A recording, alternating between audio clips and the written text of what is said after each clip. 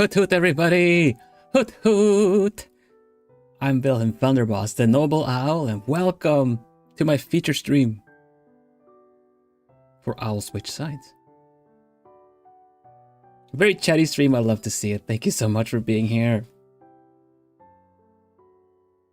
Got a bunch of bloomies talking. Can you hear me okay?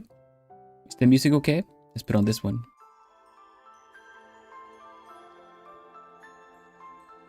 Let's see, I see Stitcher, I see Natsu, I see Miri, hoot hoot. Names, welcome, welcome.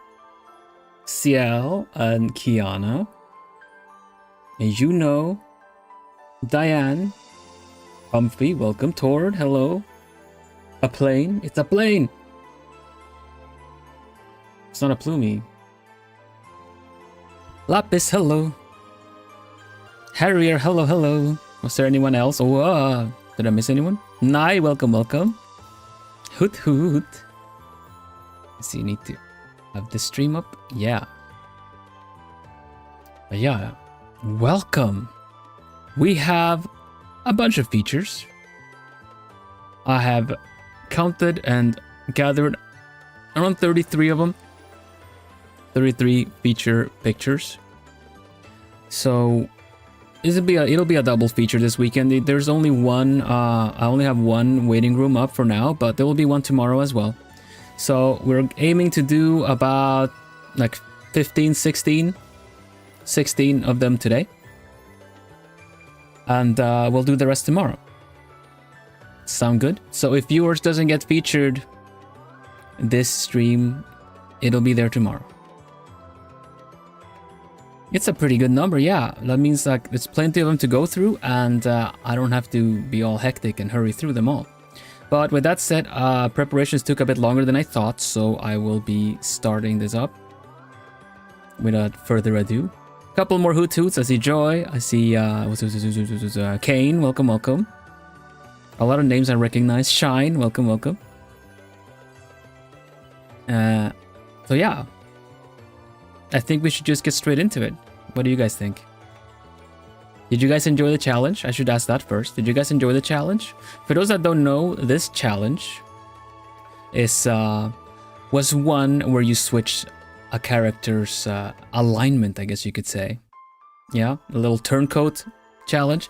You have a design that is traditionally like a hero or on a good side, and you just take it and turn it into an evil character, or like on the evil side of things. Yeah. Enter right away. Excellent. And Crocoon, welcome, welcome.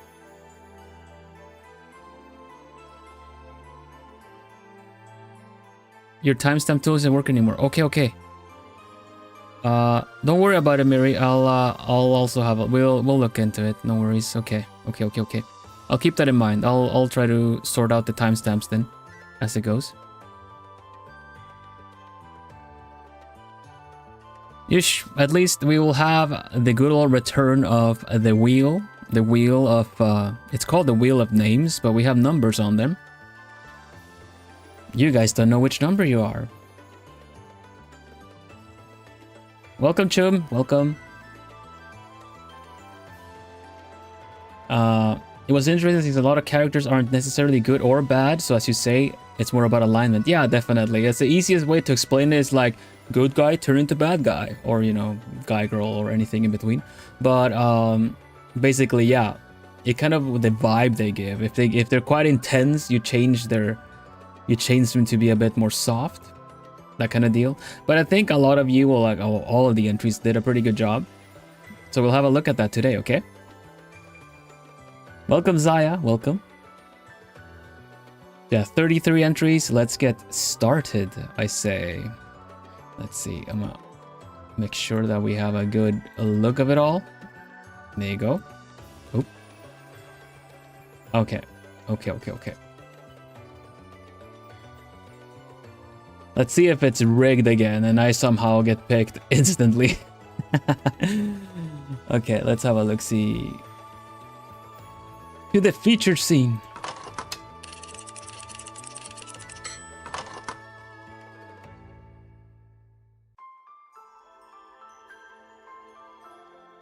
Oh. What happened to the book?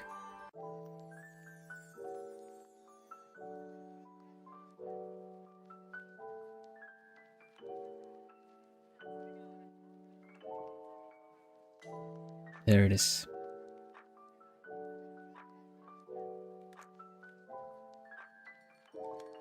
Okay, we do it like so. All right, nice. Right, though, so like I said, you had until yesterday, wherever you live, all of yesterday, and I've been gathering the entries. Any entries that enter now, even though we have another feature stream tomorrow, will not be making it in. Out of fairness, out of everything, right? Sound good? Can you hear me okay still with the volumes? I'm having a hard time seeing where everything is, the volumes and everything.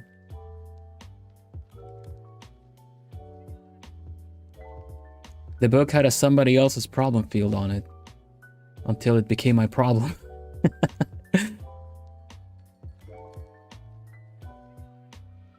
You entered yours yesterday. I hope it's not too late. It shouldn't be. It shouldn't be. But when did you enter it? Or where did you enter it?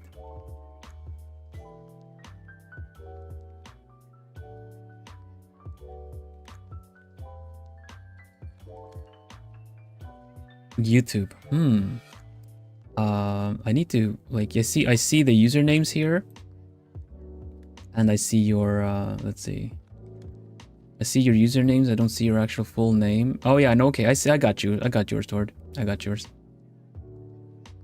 I only see the usernames here, but I do see the full names there. No, yours is in. No problem. Okay.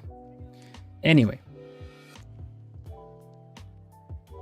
And yeah, definitely, Diane, it was really fun to have your entry in there as well. Okay, let's get going then. Spin the wheel.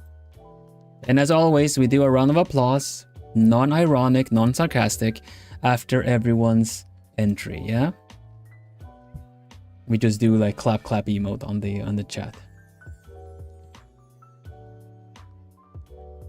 Let's go. First of all, we need the roulette.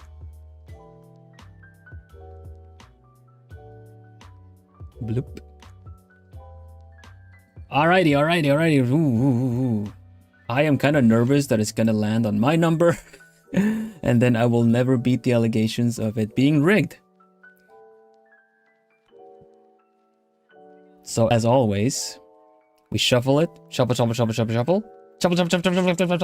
First one, let's go. Feature weekend. Thank you everybody for entering. It was awesome. It was super fun.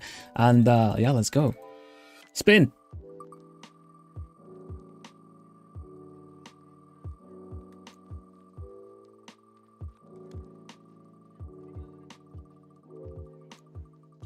What is it gonna be?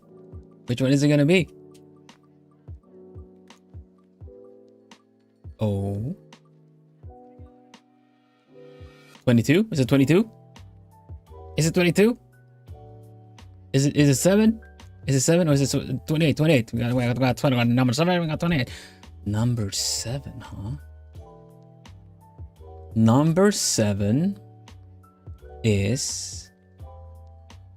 It's me. No, I'm just kidding. It's not. It is Lapis Dragon. Lapis Dragon. From the Discord. It's Lapis's second entry to the challenge as well. Can you guys see this? Can you guys see this? Gotta make sure that you guys see it too. All right. Second entry for the challenge. Here is Sandalphon. I don't really know how to pronounce it, sorry, but Sandalphon from Grand Blue Fantasia. Grand Blue Fantasia. And he's mostly my favorite character of the game. He came into mind after I was going through some characters to draw for a second entry. I turned this coffee-liking angel in a more of an underworld side of a villain kind of type. So he's an angel turned villain. Here, let me also make sure that I keep good times on this.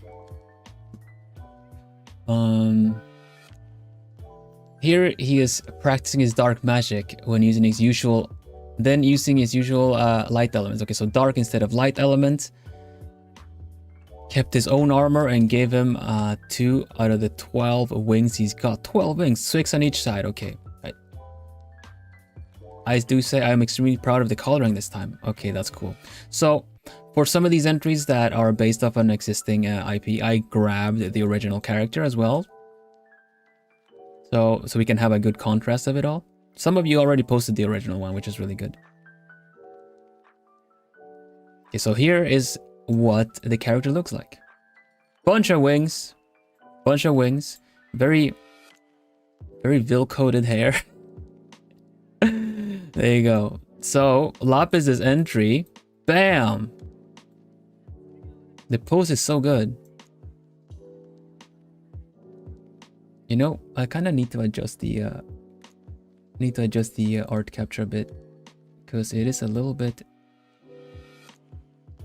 I kind of want to show what I see as well. So somewhere there. Yeah, you guys take it in the meantime. It is amazing. I really love the lighting. It's really well done.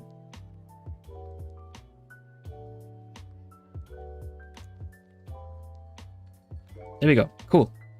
So what do we got here? So we had Sandalphon looking really edgy and villainous, basically. I really love the light effect on this. It's like a little feather. It's like a feather that's just kind of either being projected or kind of just withering away. It feels more like it's kind of being undone, you know?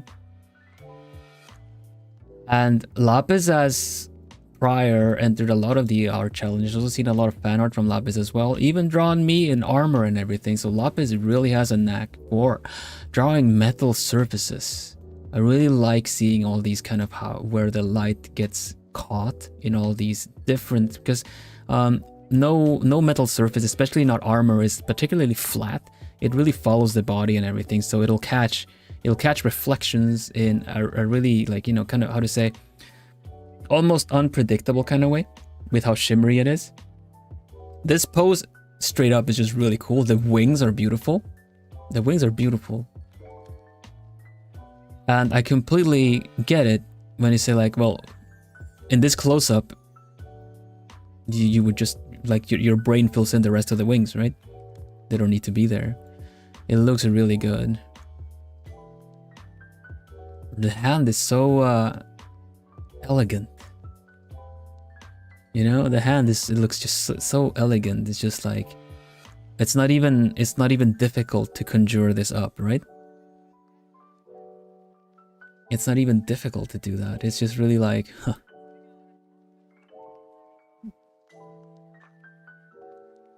Lapis is really great at the metals. Definitely is. Definitely. The outfit looks really good. Shall we bring in the, like, look, the comparison, right? So you have a lot of the elements from the, oh, you can't see the full screen. I can, of course. You have a lot of the elements there, but it's definitely taken a turn for a darker side. And also the hood that looks bright on the inside. Everything is dark here. The hair is darker. The eyes are glowing a little bit more. And I guess, like, just the use of more kind of reds and purples really bring in the kind of, this is darker magic kind of deal. It's really good. Well done, Lapis. The magic around his hand is the most proud. Yeah, I believe it. Look at that. You have the highlights of the like, the light is also being cast from here. You have the cast light on the wing as well. And I really think the way this feather is coming undone is really beautiful. Like, all these particles, it's just like it's being bit by bit just kind of disintegrated, and the wind is just taking it away. It just looks really good. But yeah, the hand pose is really cool. You have the just like how the magic is coming out of its fingertips and everything like that. Really well done. Man, a lot of intricate details on this one. So nice. And the fluttering feathers also really bring in, like, where did you get a feather? What's the deal? You know, it's just there.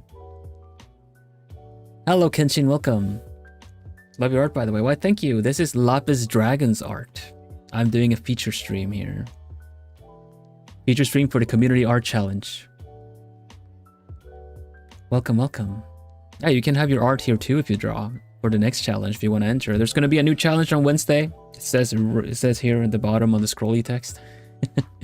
But yeah, well done, Lopez. This is really strong first entry.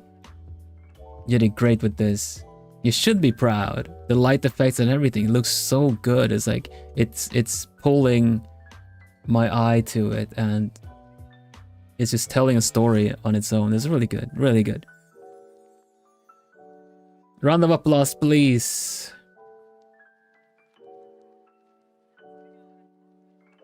Strong start. Strong start. Good job, Lapis. Yeah, you should be. Good job.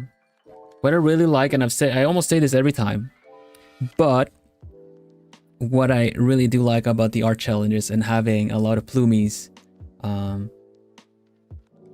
like coming back in and like entering like the next one and the next one and the next one, I get to see your progress with your art throughout the year as well. It's really nice. I really like seeing that. And Lapis has been doing this since essentially we started doing art challenges. So yeah, good job, Lapis. Let me take that one as done. Nice. Okay.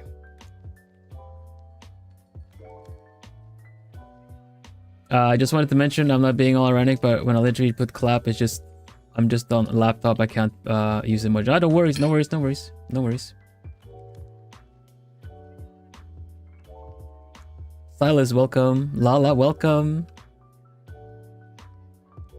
Did I say welcome to Burp Kai? Either way, you get an extra if I didn't. Right though. Okay. Cool. This one is done. Let's bring up the wheel again. It's getting wheel now. Bloomy might want to be on my head, I think. Whoop. Small Bloomy. You managed to fix it? Oh, good job. Thank you, Miri. Thank you for the timestamping, Miri. A round of applause to Plumod Miri Mage that is doing the timestamps as well. Because then whoever misses this, you can catch your timestamps afterwards. Welcome, Comfy. Oh, I think I already said welcome, Comfy. Whichever. Alright. It's okay. No, good job fixing it.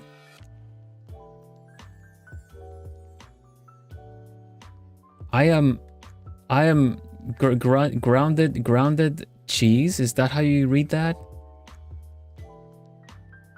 Welcome either way. What's the derail? Okay, sorry.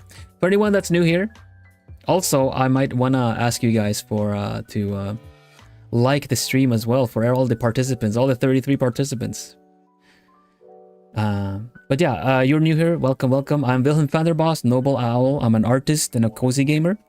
This stream today is an art feature stream because I host monthly art challenges. And this art challenge was called Owl Switch Sides.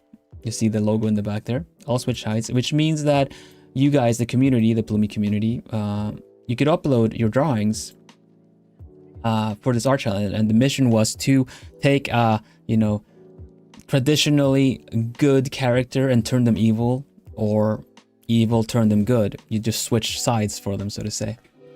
So the first time we saw one from Grand Blue Fantasy, and now we see which one is the next one. So yeah, we're celebrating everyone's entries. We're not doing a tier list. We're not doing any comparisons or, kind of which one is better than the other. It's not a contest. This is straight up, if you enter my art challenges and submit it in time, you get your art on my stream. Easy as that. Let's go. Okay, I'm liking the stream as well. I'm liking the stream because you guys all did a really good job. All did a really good job, so I'm gonna like the stream too.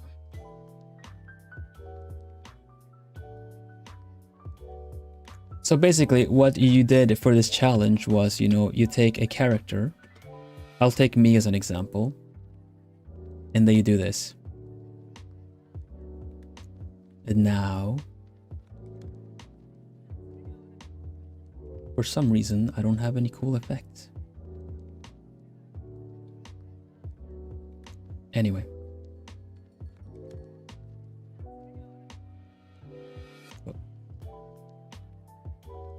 There we go. Usually that changes my my face too. Evil needs a throat drop. I think so too, right? But basically that's the nature of the challenge. So next one, let's go. Okay, spin the wheel, spin the wheel. Okay, well, it's like I'm gonna pretend we didn't have the wheel up the whole time. There's the wheel. Oh my gosh, it's really gonna get intense now. Shuffle a bit, spin it.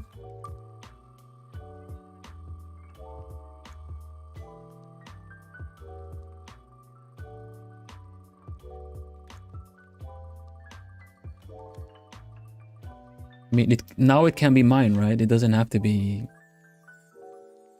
It can be mine now, right?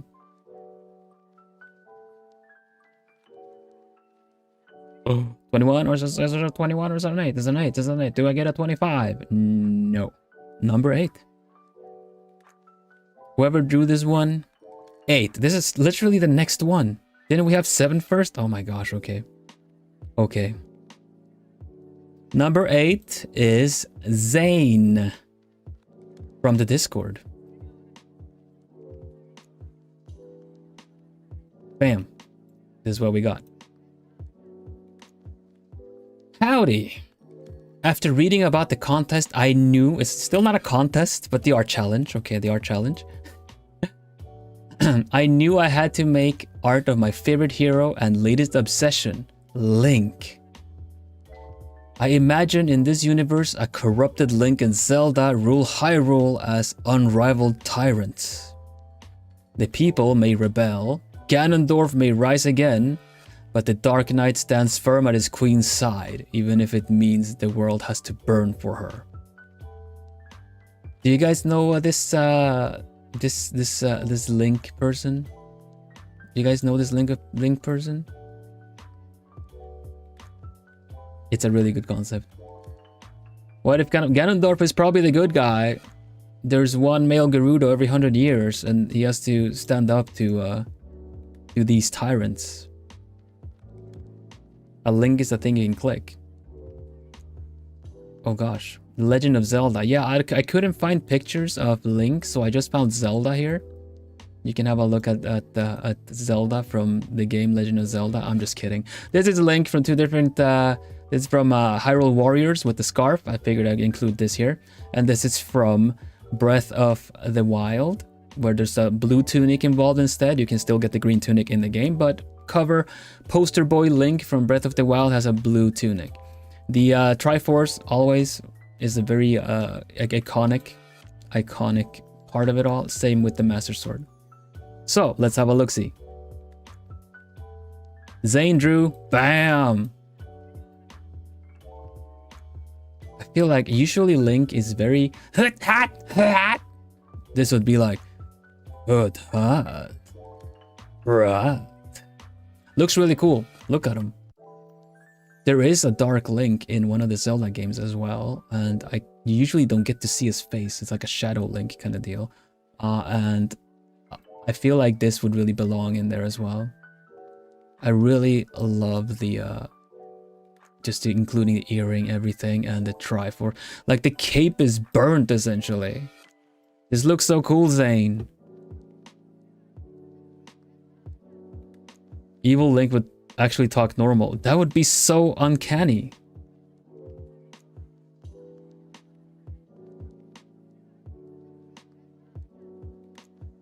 And wouldn't it be more scary if he doesn't say anything?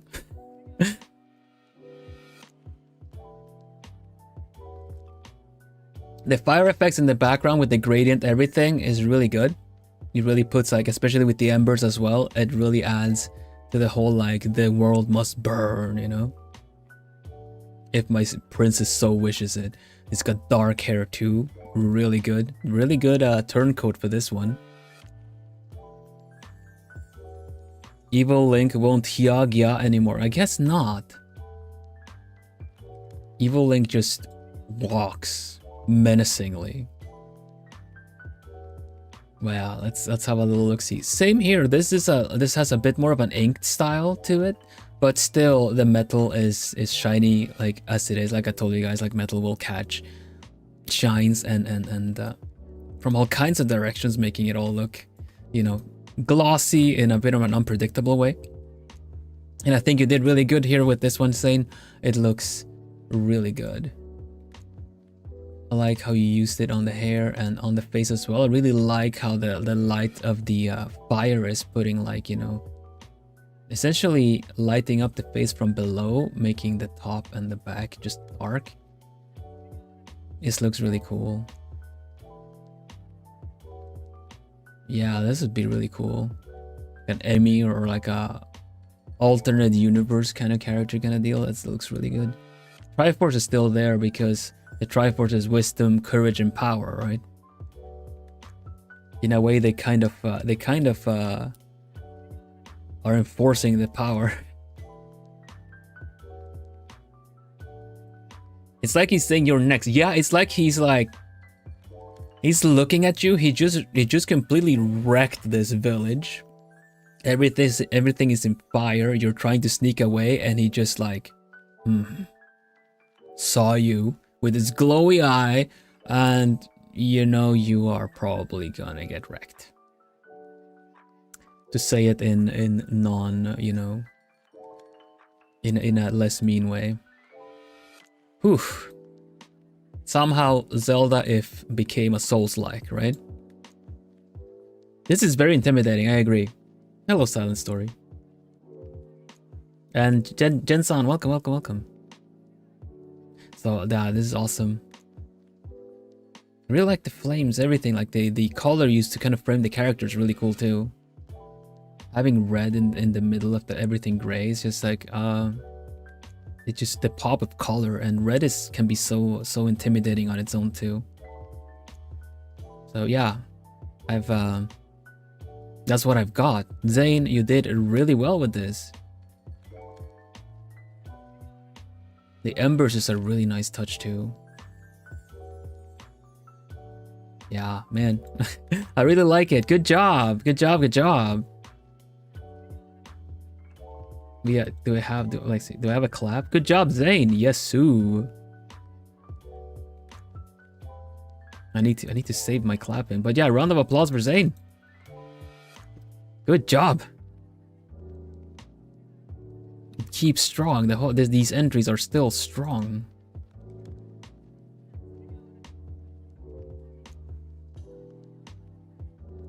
Man, that's so cool.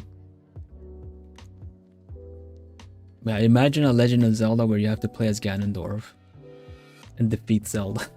that would be cool. That would be awesome.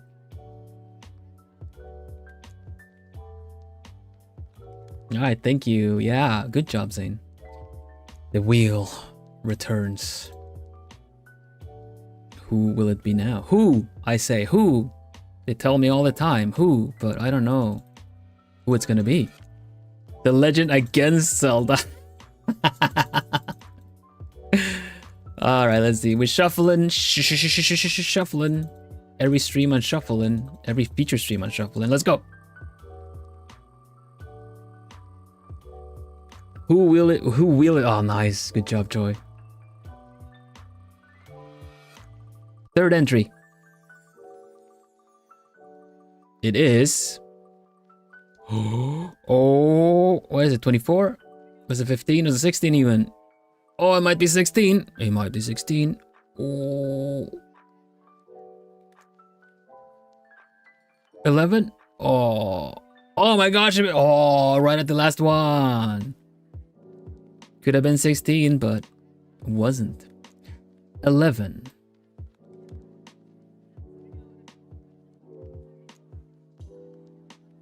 Eleven is Zia Ray from the Discord.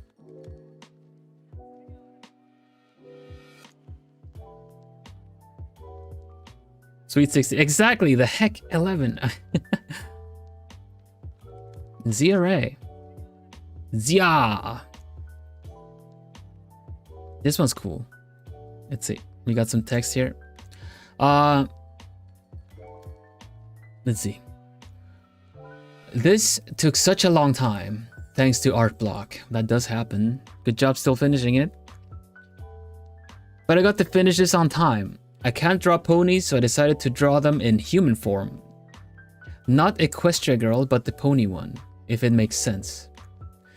So this is My Little Pony kind of deal, and there is an Equestria show. I had no idea. I looked into this just to bring up the reference, where they are actually a humanoid rather than ponies. I believe that's the case, at least. So they drew him in human form, but not specifically that form. Hello, Rat. Welcome. You haven't missed yours yet. I also drew what OG Pinkie Pie would wear while working in the bakery. Ibis paint acted up, so no background. That's too bad. But I'm really glad you still got this finished. Yeah, good job. For her villain version, I'd like to think she would use a hammer, so she would jump around and spin while landing attacks. The strawberries form this kind of sharp tip to add more damage. I put her hair down, so to kind of give respect to Pinkamena. I don't know if that's a specific fandom name, but it has a smug bill there, so maybe it is.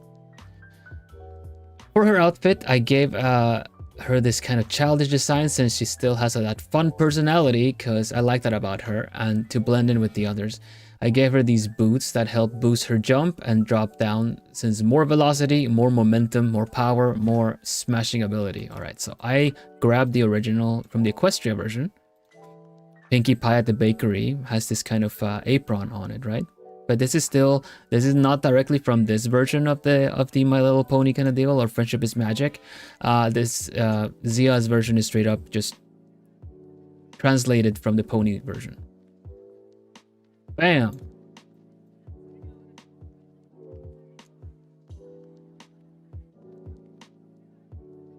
It's like she's gonna hit herself with the hammer. But I can see that the pose is really cool. It has a lot of motion to it. And this is just straight up like a... What do you call the hammers where you just straight up, you know... You know when you... How do you say that? When you're cooking and you just have a steak and you just kind of go really use a hammer with these kind of sharp points on it. Gosh, I'm completely it's left my brain. I don't know what to call it anymore. Mallet, yeah, it's less a hammer, straight up a mallet at this point. I love the strawberry cake hammer. It looks really fantasy coded. It really does. It's so good. And the strawberries, the fact that strawberries that are so cute and so tasty will just add a little sharp tip to it all to cause more damage. That's very sinister. Let's have a look at the design. So this is kind of what she wears at the bakery, but this has her evil side, I think. The pose is really cool, very in the middle of a strike kind of deal. Very good. Tenderize the meat, exactly. I really like the skirt that has these kind of, I want to say flourishes, but it has the embroidery, or has this either is what is it called? But the pattern is beautiful on this, and I really like the change of like the golden eyes into hair down, a red pupil there with a little bit of with a fang there as well. So she looks like she would cause some damage, and mainly not the kind of like malicious evil intent, you know, like the kind of villainous, but more just like can't be bothered to care about the collateral damage or whatever damage she might cause. Oh, you just happen to be in the way of my hammer, suit yourself. And that is also kind of like, if someone cares a lot about people and their friends to someone that kind of doesn't care at all, I would call that definitely kind of a turncoat, right? Chaotic evil, essentially, right? What character is that? Is Pinkie Pie from Friendship is Magic turned human. The boots are cool too. I have a little balloons there too, almost like insinuating that they're lighter than air. It is Pinkie Pie, yeah. It's fun the personality doesn't entirely shift. Exactly, Silent. The personality doesn't shift, but the different general intent or kind of how she views others does. And I think that's definitely enough to do like a turncoat thing.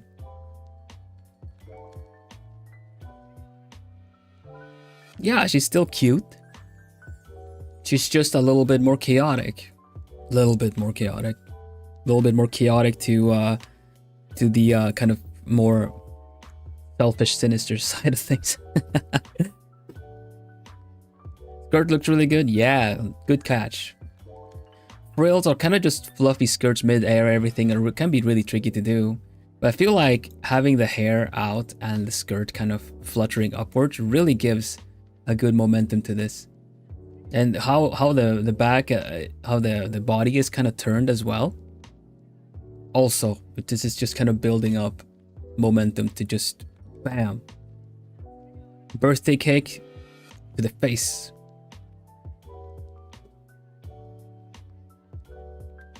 Yeah, true. Okay.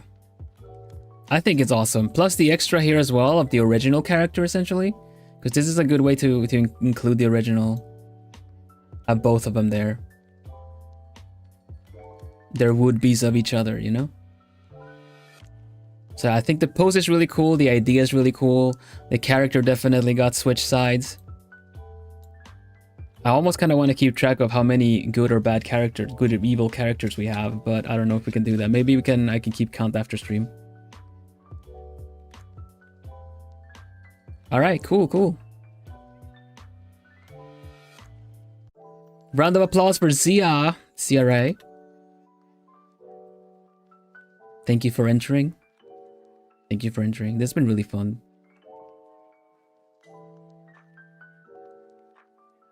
I'm curious which side will quote unquote win. How many characters turn bad or turn good we're gonna have.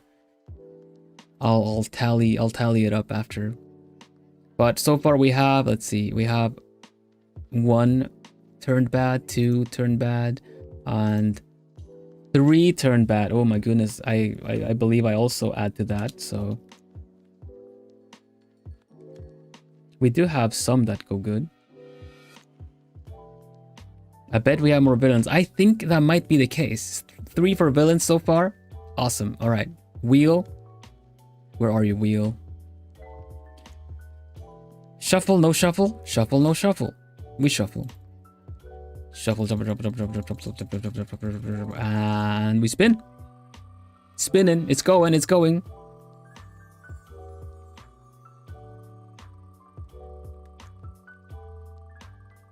Every day I'm shuffling, spin, drum roll. Brrr. Which one is it? Is it gonna be 12? You would think it's a 12? Did I see that right? No, it might actually be 17. Is it gonna cliff? Okay, yeah, it's 17. Nice. Ooh.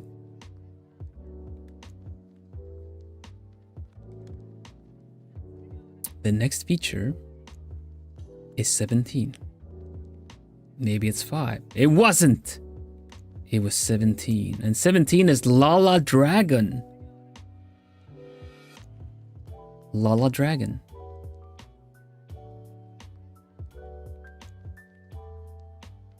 There we go.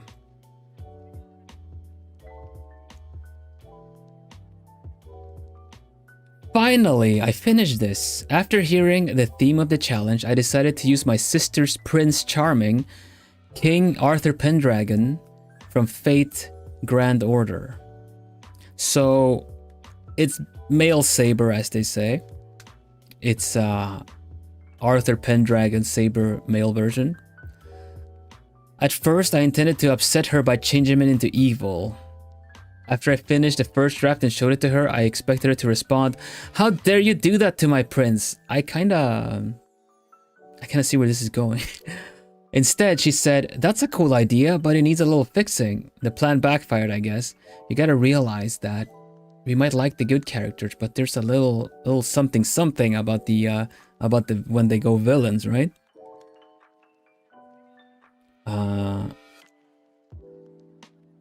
Let's see. And the plan backfired, I guess, and I ended up getting a 1-hour lecture about Arthur's lore, not just in the game, but in the novel as well. Yeah, novel, male saber. Heck yeah. I don't know much about Grand Order, but prior to that, I really liked the general lore and idea of Fate in general. So yeah, you would probably end up getting a 1-hour lecture of someone that is very into it. Here's the final result either way. First of all, OG male saber male version looks like this.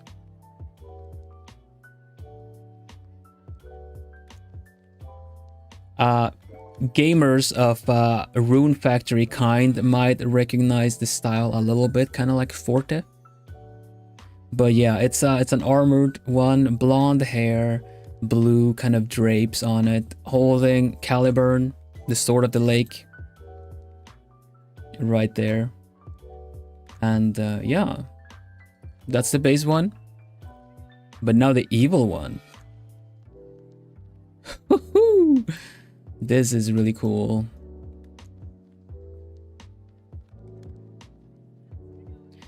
There's a male version in novels apparently. There was I can't remember what the novel was called, but they did animate it for a bonus at one point, and he looked really cool. Quite a bit of a tease, I would say, because they kind of animated a would-be trailer, an extended trailer for what could have been, and they're all like, why didn't it happen? But anyway, let's have a... I digress. The colors are amazing. They look so cool. Not only did we go for like everything is just completely dark, we also got a lot of reds in there with these highlights on what kind of looks like a broken crown or shards of a crown. It is King Arthur by like lore and legend. I really like that it is not dark Caliburn, but is actually the normal one that apparently has been tainted by just used in the name of wrong, you know. It looks very magical, the sparks and everything. The face looks really cool as well. So kind of like uncaring, but a sharp eyes. I really like the let me see, we'll bring in the OG as well. What? Yeah, you see the sleeve design is there as well, so it really is a really cool turncoat of him.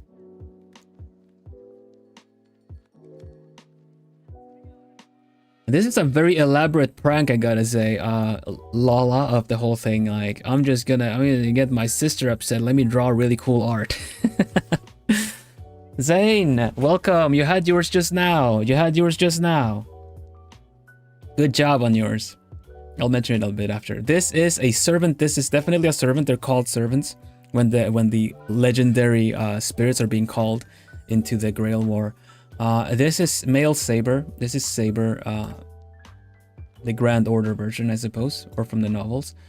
So Caliburn, we have the runes. I wonder what it says there, because this looks like you're essentially using what could be either some of these runes I kind of recognize from actually being runes of Nordic mythology, but it could also just be a little made up stuff. Yeah, this is awesome. I really like the pose. Look at the pose. Like I'm seeing the full thing, but because of the how it crops, it's so relaxed. Like no care in the world of just whatever mayhem or destruction it caused.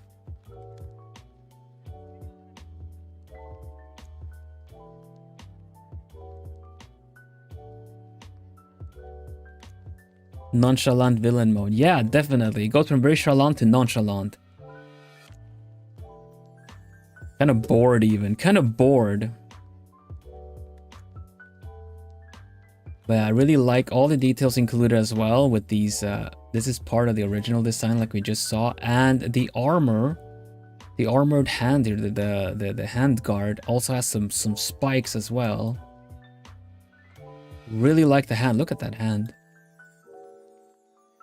Look how relaxed it just kind of looks, but still, you know. It looks really cool. Same here with the metal again. Plumies, you guys are really good at drawing metal.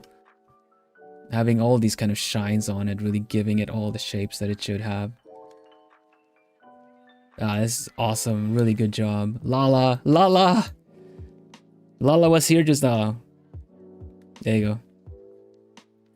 My sister suggested to use what if he was sided with the previous evil master in the novel. Ooh, I see. I see. I like that take. So basically, in this world, in this universe, I see you, Lala. Good job on this. It looks amazing. In the world, you have a lot of mages that act as masters in this would-be kind of holy grail war, where it's essentially a battle royale for whoever is standing at the end gets to make a wish from the holy grail. So usually 7 servants, 7 masters, 7 mages summon 7 servants, and they can be legendary heroes from any time, any age. And if you are inclined to be kind of a dark magician, dark mage, your magical prowess is essentially what dictates what servant you call and how they will be used, right? So this would be, like you said, if you would be sided with the actual evil character.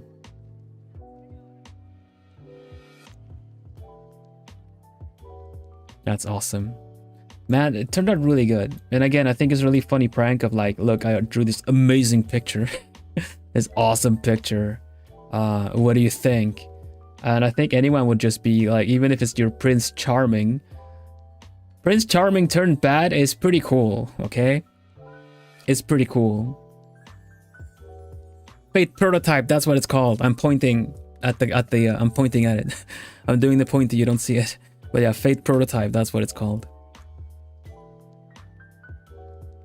Yeah, awesome. Good job, Lala. Round of applause for Lala. Thank you for joining another art challenge. Always nice to see your art.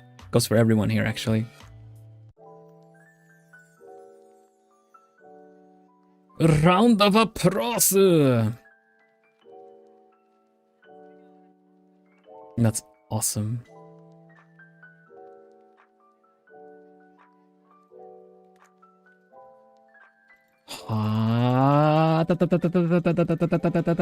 Next one.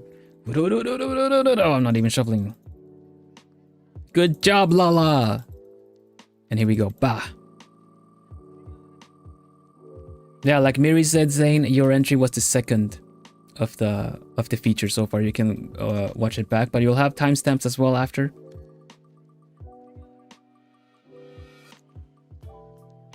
Which one is it now? Is it 15, 22, maybe 02? Oh, it's 2, or is it 19? It's 19, almost. 19, all right, I gotcha. 19 is Onpachu. From the Discord. Another Legend of Zelda. Another. Onpachu! I didn't make it this time and thought of not posting my sketch for the Owl Switch Side Art Challenge. And just enjoy all the other pieces when I watch the VOD in a few days. But I guess a whip is also okay. It is. If you want to submit that, that is completely okay if you want to submit a sketch. I wanted to challenge myself and make an environmental art. Yeah, like Onpachu has, like, previous entries have been very elaborate with a lot of background and environmental stuff too. That of course takes a lot of time to do, so let's see. I wanted to challenge myself. The villain was myself. Nearly gave up. Oh my gosh. You were the switch sides. No, but seriously, it is Ganondorf from Legend of Zelda. He's always the villain. He, the demised, Calamity, the Triforce of Power. Him as the Triforce of Power. Zelda, Hylia, and Link are always connected in battle. But what if Ganondorf in another universe finds them as kids and acts like an adopted father? And together they find a way to fight their destiny of having to be interlocked in combat. Cause let's be honest, a good dad is kind of like a hero. Oh, that's a really sweet sentiment. I like that. And trying to do good, I think is more admirable than being a villain, in my opinion. I'll finish the arc at some point. That's gonna be really, really cool if you do. This is beautiful. Okay, so Ganondorf, of course, Ganon. Ganon, we have the OG Ganon here. Sorry, I'm just being silly. Here is Ganon in all of its glory. The meme Ganon. This is Suavemente Ganon. Hola. Me has atrapado. Medio suavemente. Yeah, here we go. But here's Ganon as you see him in all like a lot of different games. Ocarina of Time, I believe. This might be what is it called again? The Twilight Princess, Wind Waker. This was the most recent one, Tears of the Kingdom. This one I don't know. It looks really cool. Four Swords, Minish Cap. Anyway, you see the theme. No, go away, Ganon. Wah! There you go. Art. Bam! Look at that. I really love the back. Everything. So we're in Gerudo. We're at the city of Gerudo. Where once every 100 years a male Gerudo is born. Otherwise, the Gerudo warriors will usually move out in the world and find someone to live with, or they bring back to their village. So yeah. It's already quite elaborately done, in my opinion. Just you guys see all the lighting here and there. So the focus is here. Here's Ganon with Link and Zelda. Yeah, this is so good. It's beautiful. Let's have a look at them. They're so cute. Look at Ganon fatherly figure. Zelda just hanging off of his arm, and then Link is just kind of just sitting on his lap. This is so cute. This is the Triforce of adorableness, wholesomeness. Triforce of wholesomeness. Hello, Allah. Welcome.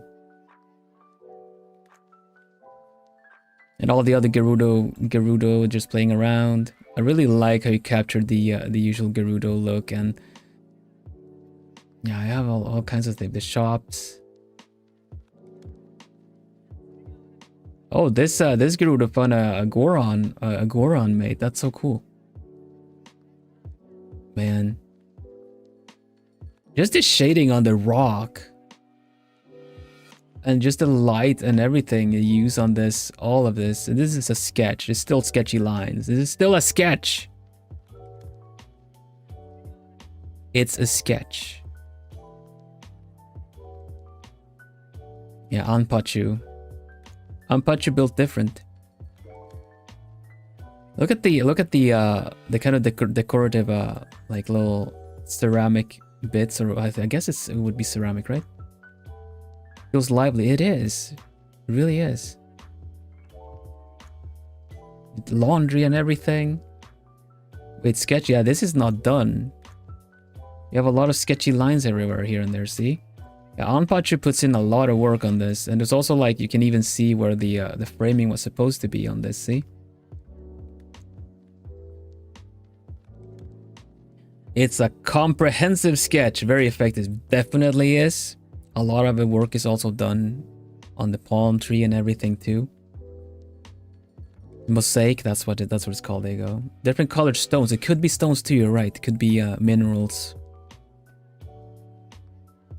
Hello, Foxy, welcome.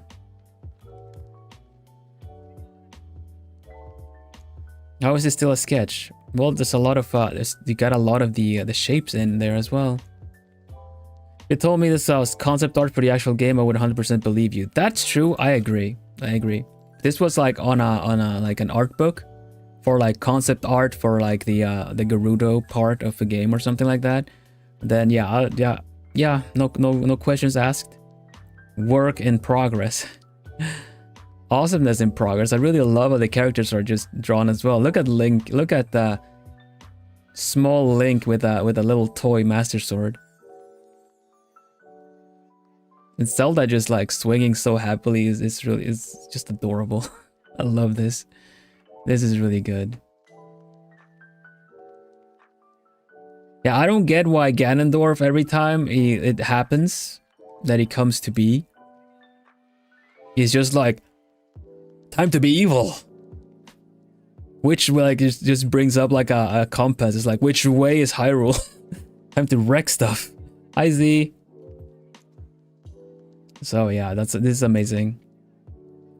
Round of applause for Anpachu, and I would really love to see this done someday. Someday. He's basically power incarnate. Yeah, but it could be good power. It could be a power father figure. Good job, Anpachu. Anpachu, pachu, pachu, pachu, pachu.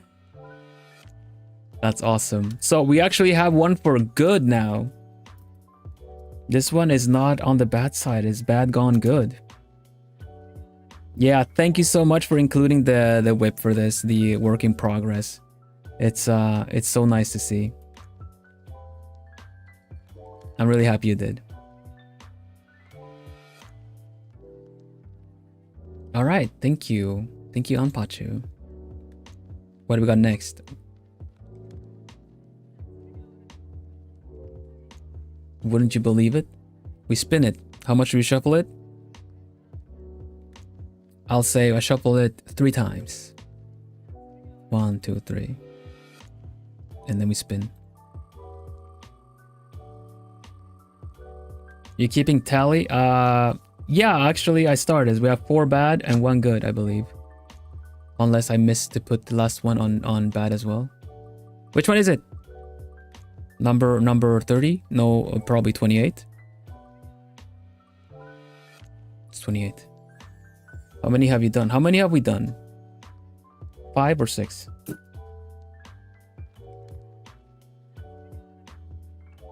We've done 5. Okay, then I've kept good tally. We have 4 bad, 1 good. 28. 28 is Fox of Clubs. Fox of Clubs.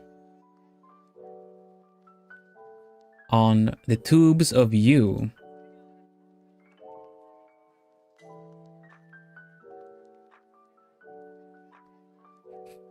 This is my Minecraft OC, Varo Afsol.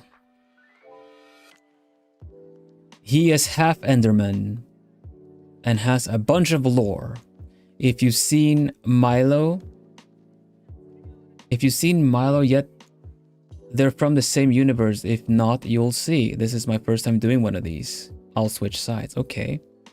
I don't know about Milo. But let's see. Let's have a look-see. Bam.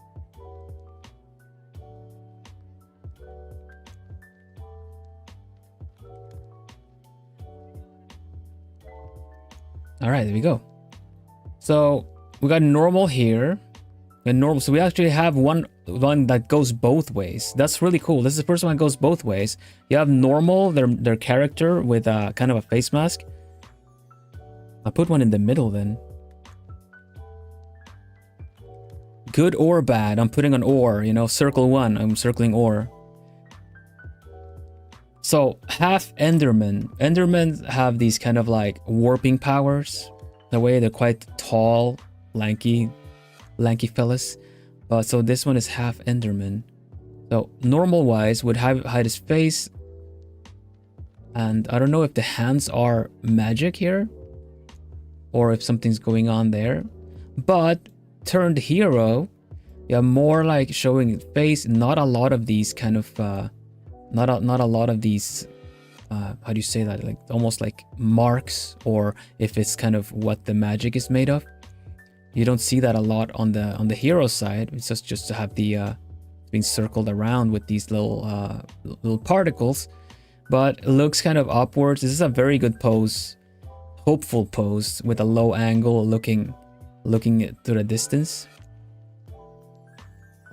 And that's the void. Okay, so it's the void, the power of the void, I suppose.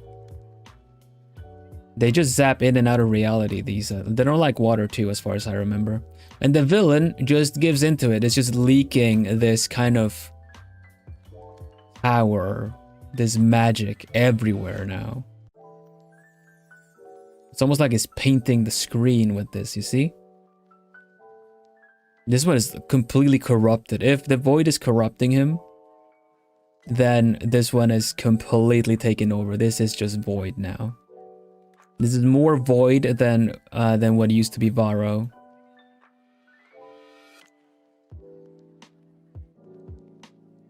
Yeah, this looks really intense. I really like the glowing, the full like little bits of the mask and how it's leaking out is very kind of corrupted, taken over kind of deal.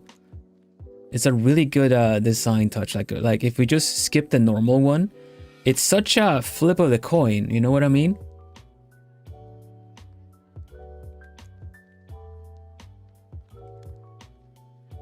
What I would like to think that the normal might be a little bit of both, you know, have a bit of because half Enderman might have a bit of reasoning and a bit of their own like, how do you say that?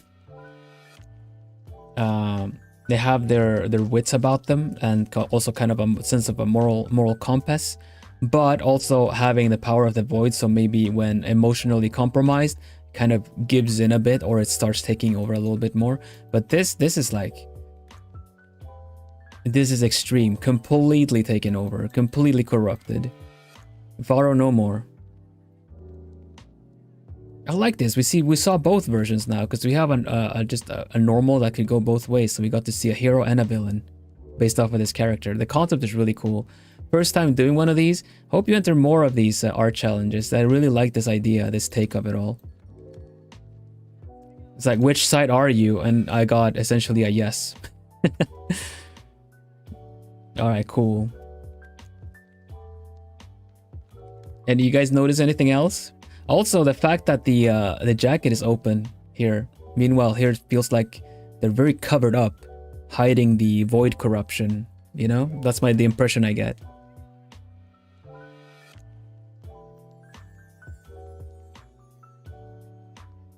Yeah, this was really cool. Good job, Fox of Clubs. A round of applause for Fox of Clubs.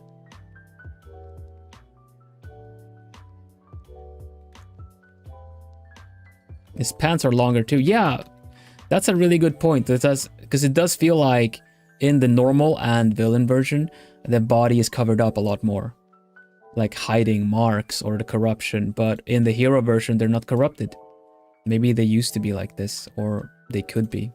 But yeah, good job, Fox of Clubs. That's awesome. It's a really cool concept. I really like how you pulled it off. I'm putting this one for or in the middle. I'm putting this one as yes. I'm circling or. Like they have more to hide. Yeah, exactly. But the other ones, the legs are just out. Nothing to hide. Whoop. Oh, hey, there's a wheel. I'll shuffle it. I'll shuffle the wheel and spin it. What's gonna happen? What's gonna happen? Who is it gonna be? Oh. Oh my goodness. Oh my goodness. Oh my goodness.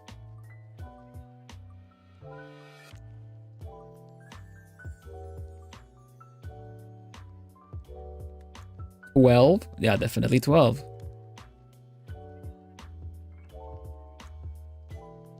Number 12. Number 12. I'm gonna need a little bit of preparation for this one.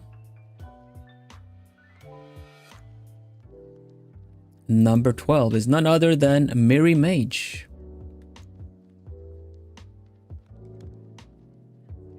Yeah, prep. I need to grab a little something.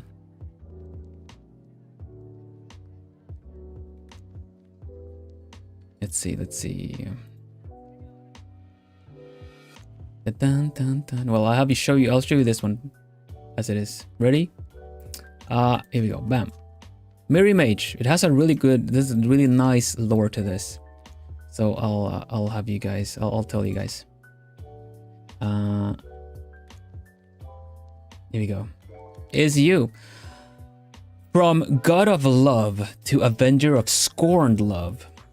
For this challenge, I drew a darker version of my OC Eros, who is a Cupid. Some Greek myths mention Eros had a brother named Anteros, so I took inspiration from that. Greek mythology says Anteros was the god of unrequited love, and the avenger of unrequited love, meaning he would punish those who scorn or abuse love. He's described as similar to Eros, but with longer hair and plumed butterfly wings. He also wields leaden arrows and evoke repulsion and disdain, opposite to the golden arrows that instill love and affection. Mary's interpretation says, my OC Eros is very laid back and approving of all love, no matter how frivolous. But to Anteros, love is a very sacred and serious matter.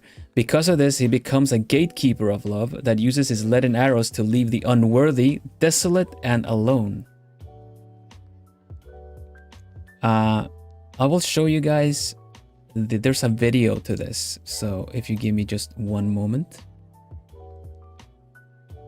Because I feel like that is the better introduction to it all.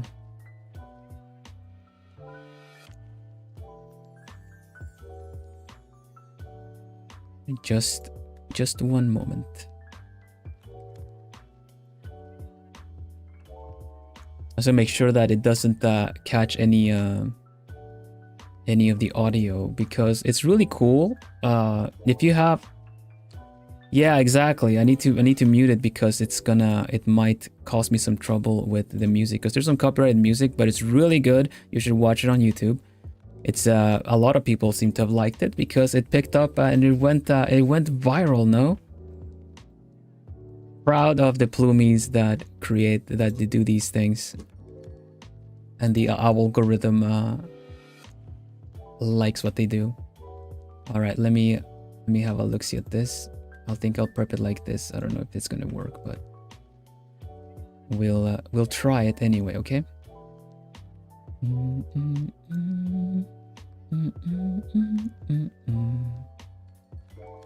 Yeah, got it. All right, let's have a look see. I'm gonna do a window capture for this one.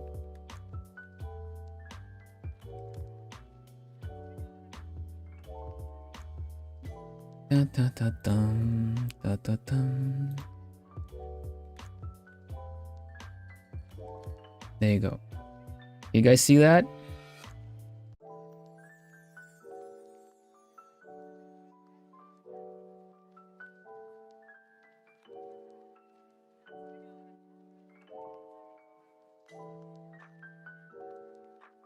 All right. If Cupid has failed you,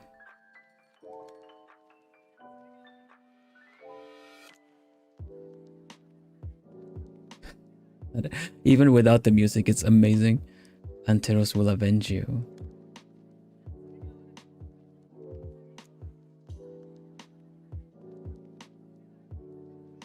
One more time. Oh wait, yeah, it did go viral. Yeah, it kind of did. Kind of did. Over. It has 1M. 1M in the counter. If Cupid has failed you, see these? They're just like, the way I see it is that these people are just kind of, haha, look at that.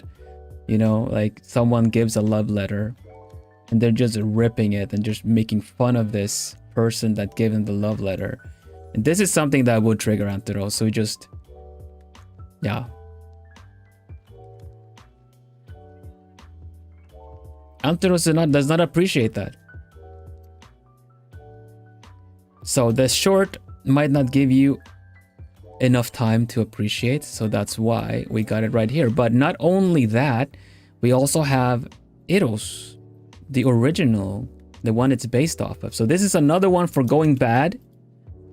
And it does seem some people do are down bad for him. But here we go. This is based off of Eros, the god of love. This is Miri's OC. We also saw him in the Pokemon challenge in an illustration, and on from this one too. The low cortisol one. So here's Eros. I really like that the wings are heart shaped. It really fits him so well. So yeah, this is how Eros would look like. So this is the OC. Yeah, but this is plenty for him. You kind of get the vibe from him, definitely. But yeah, I think this is what we're all here for today. Now there you go. You see the wings much clearer with this illustration from the video because it has really cool effects. But you see that it's much more butterfly wing now. It's plumed butterfly wings, right?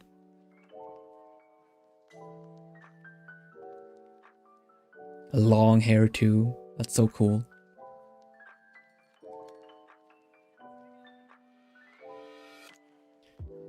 Purple instead of red is because it is generally, you're right, it is associated more with corruption in that sense. These really cool details. Okay, let's have a look see at the details. So not necessarily villainous, but has a complete different intent from the whole frivolous love thing.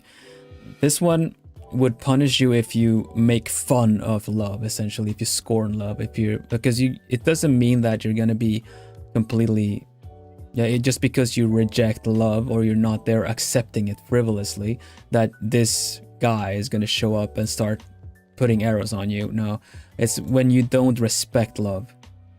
If you don't turn someone down respectfully, like, sorry, but you just kind of kind of start like making fun of them, of the whole idea.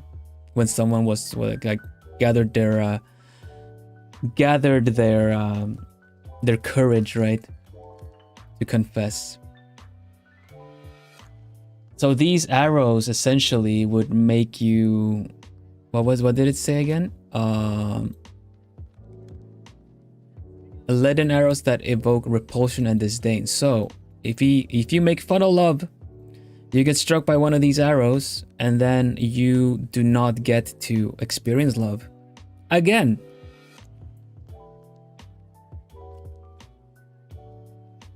It is a love repellent. Mocking or betraying someone's genuine feelings. Exactly.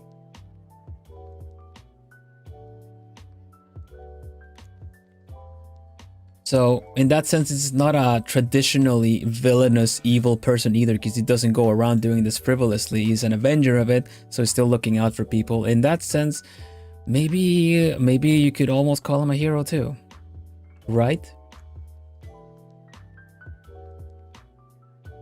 So I'm almost thinking of putting that down, this one on or as well, because it's not necessarily evil. Yeah, exactly, Names. I was thinking that too.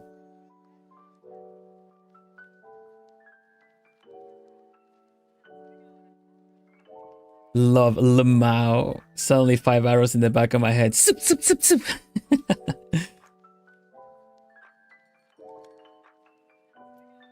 Vigilante coded. Yeah, this is another ore, actually. We got an ore. But it's beautiful. And I'm really happy this went viral, Mary. Congratulations. Good job. I think a lot of people would really like for their scorned love to be avenged.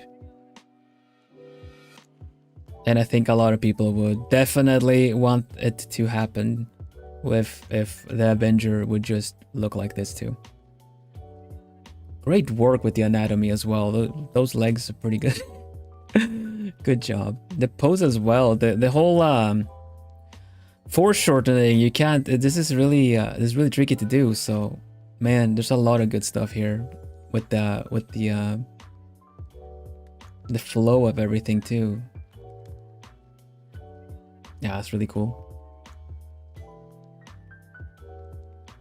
Yeah, some people are not happy with arrows and his random shootings. Yeah, definitely. I wish I used a 3D model, but I managed. You definitely managed. You definitely managed. Archer poses can be tricky to do. Yeah, definitely. I think this one is totally... You still nailed it. Awesome work. Hello, Bruja. I didn't say hello before. And Freya, welcome. I see pretty art, definitely. So, please, round of applause for Miri. And go check out the short with the music on Miri's channel. Writing a story about my Cupid OCs. I want to turn it into an animatic series. I'm looking forward to that. Definitely. I think it's going to be a really cool way to tell that story. So not only did we get Anteros here, we also got to have a little peek at one of the characters here as well. Good job, Miri. Thank you so much. Thank you for this. The ore. Good job. That's awesome, man. Plumies are... You guys are all talented. You guys are so cool. So creative, so cool. I'm so proud of you, Plumies. All of you.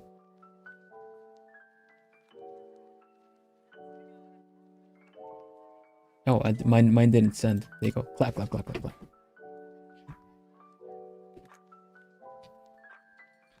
Yush! Okay. Bit more wheel, I guess. And we shuffled. Every feature stream I'm shuffling. Hoot hoot hoot hoot hoot hoot hoot hoot hoot hoot hoot hoot.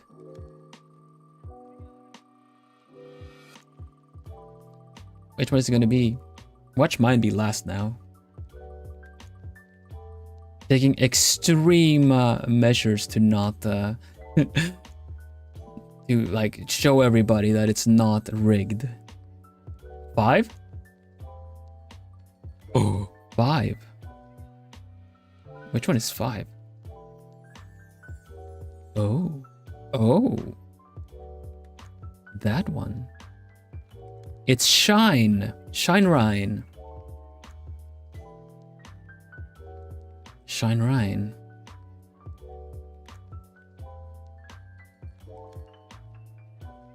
Boom. Did you call it again? Where?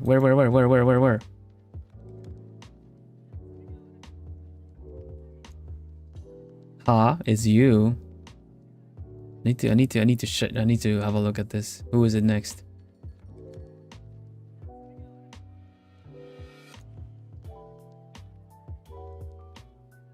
Diane, you have to type it in to call it. You can't just say that you called it. Maybe you did.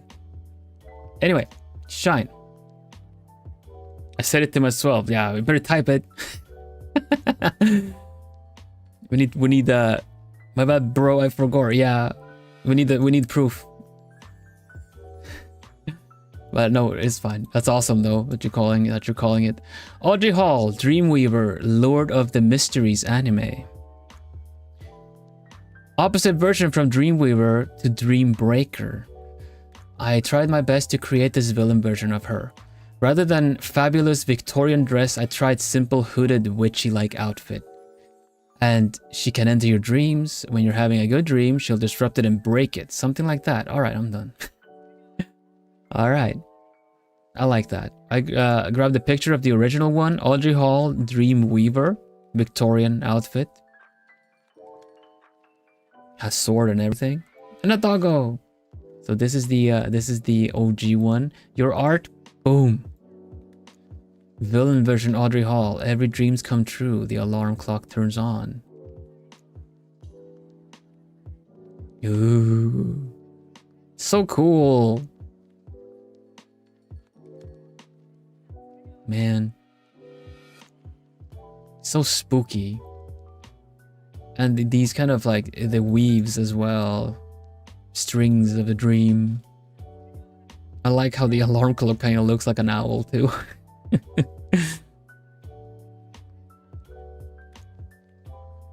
My eyes, she's beautiful. She is beautiful.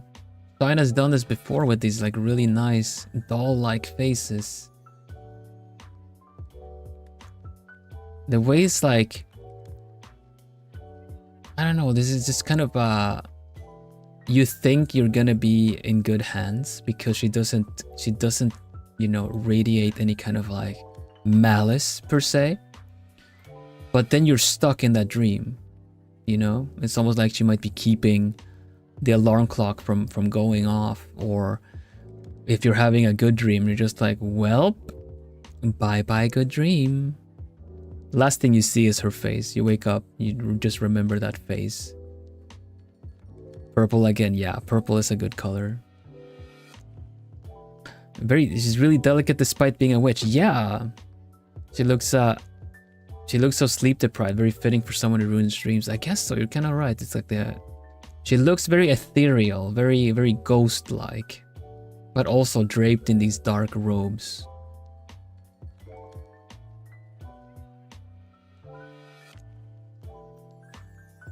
I guess any time you just wake up for no reason, middle of the night, like we have this version from Shrine to this version of Audrey from Shrine to thank. But this is really good. Okay, so looking at the details, do we compare it? Should we have a look-see at the OG as well? Because instead of the Victorian outfit, it's a bit more like, it's still a very beautiful dress. It's not just like plain witch look at all. But the fact she has like a hood on and is kind of like looming over you, almost like, I don't know, it's like making you wake up from a dream. I've had at one point like kind of a bit of like sleep paralysis, or more so that I've had a hard time getting away from a dream, to the point where I would just suddenly wake up and my brain was still kind of dreaming for a mo.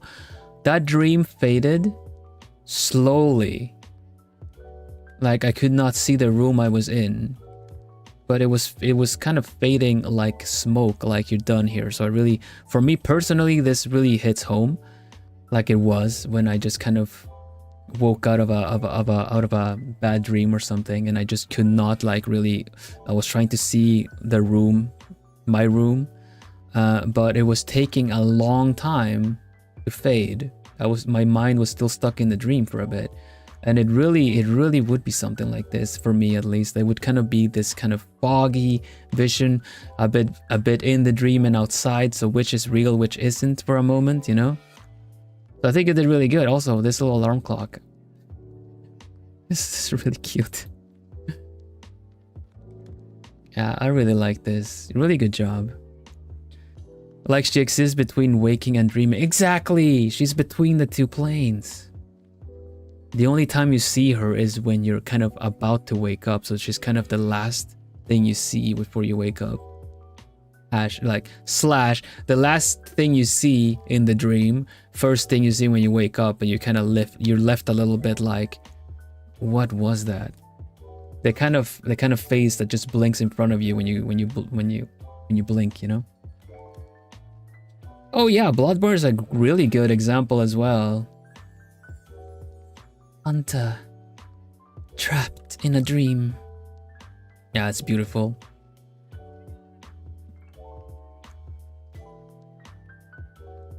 Design-wise, she has parallels with Circe, femininity and youth, and Morgan Le Fay. Oh, I guess so. You're right.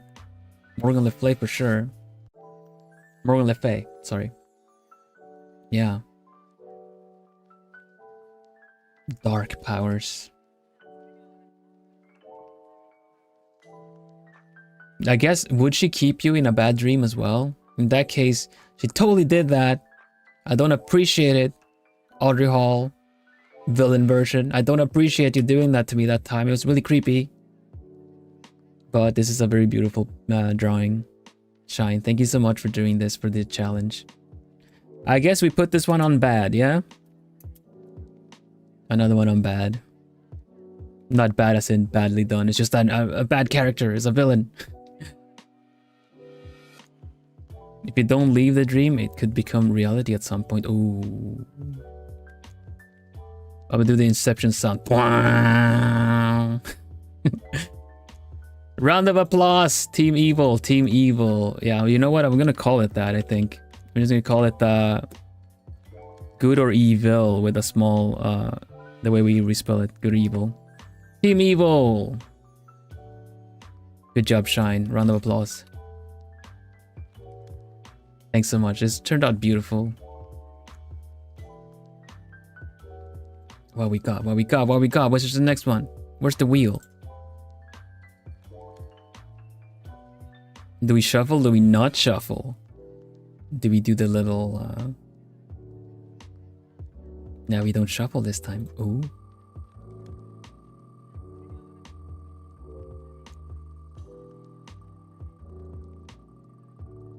Drum roll.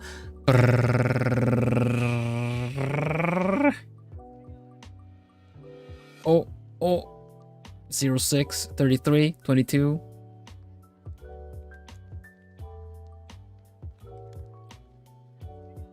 22.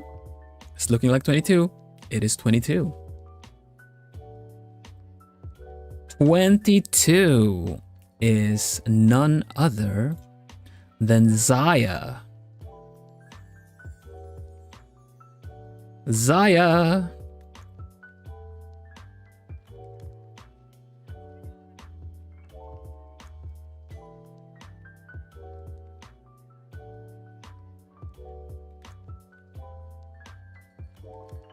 There you go.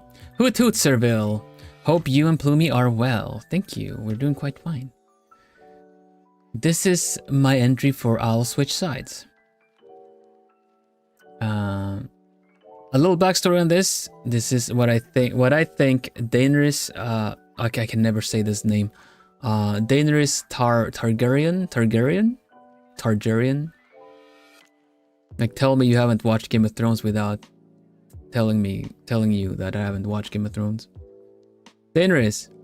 It would look like if she used her dragons for villainy. Daenerys.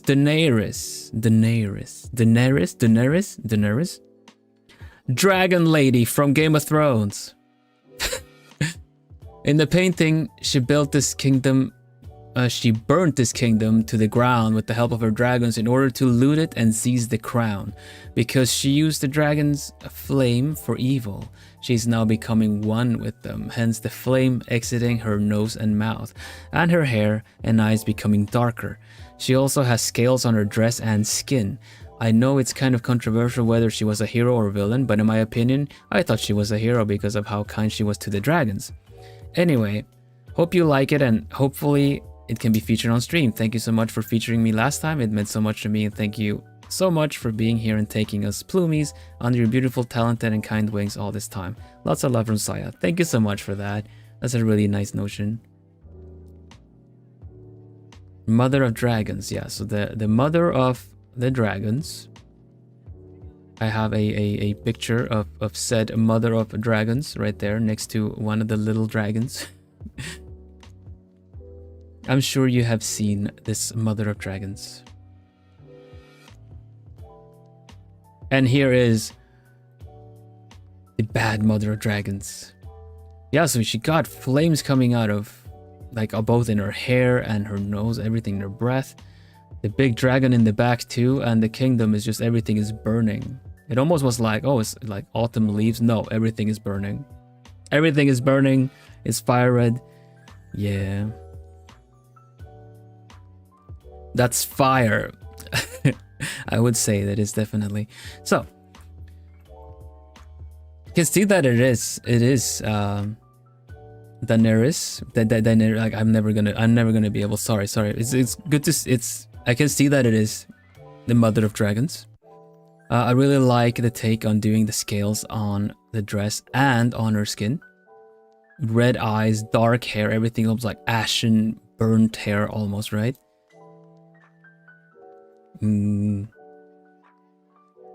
Mother, I crave violence. Yeah.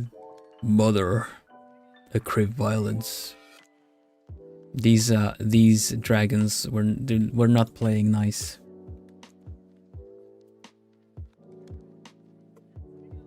But yeah, that's really cool. The fact that you see the kingdom in the back, everything is just burning. Another dragon is just doing its work over here, and she's just like, they're taking care of this part, and this duo is taking care of this part. The grass is still green. Burn more. But I think this is really cool. Really cool framing with the character here as well. The dragon sticking out here as well. Dragons are huge though, man. Not for long, no. I think they're gonna mow the lawn in their own special way. I think. You won't even need to... It's so efficient, you don't need to mow the lawn ever again. Whoosh. Yeah. She also, once she took over the kingdom, she took to one of her new hobbies, hip-hop and rapping, because she now could spit fire herself. I'm just kidding. It looks really cool. I really like the interpretation. You're doing the braids, everything there too.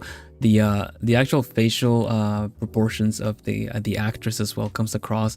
I really like how the hair just flows, and it really looks. Everything really looks almost like. It really does look ashen gray almost. Is this physical art? Yeah, that's a good point as well. This is traditional. Worth mentioning. This is traditional art. How did you paint this? Is this watercolors? What did you use for this? I'm kind of curious.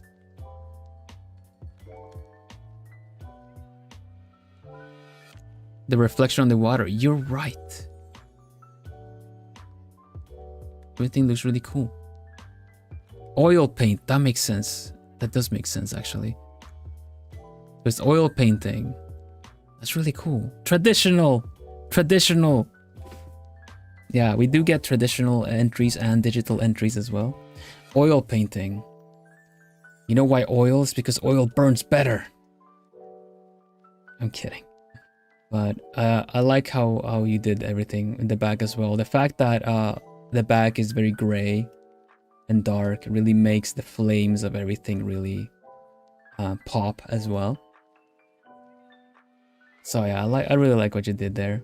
And does this flame have like the shape of a dragon, or is it just me? I feel like her just kind of this kind of like whoosh flame coming out of her nose, or her breath is just kind of like shaped like a dragon. Hey Blaze, welcome.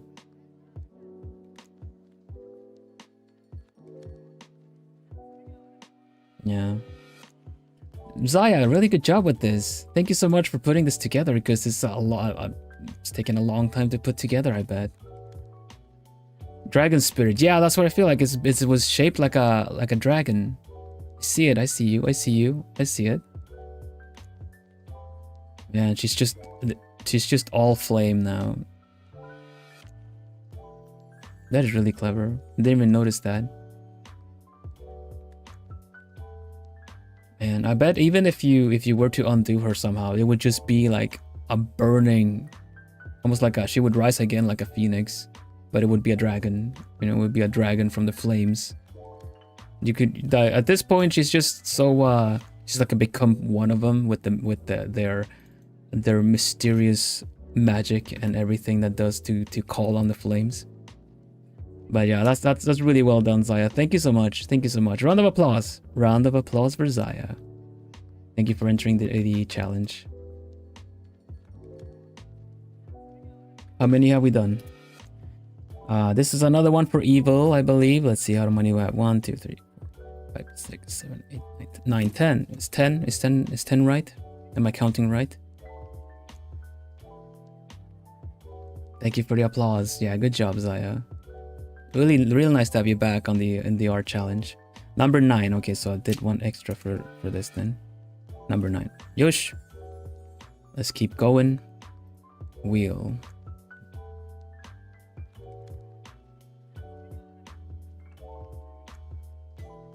Alright, let's see.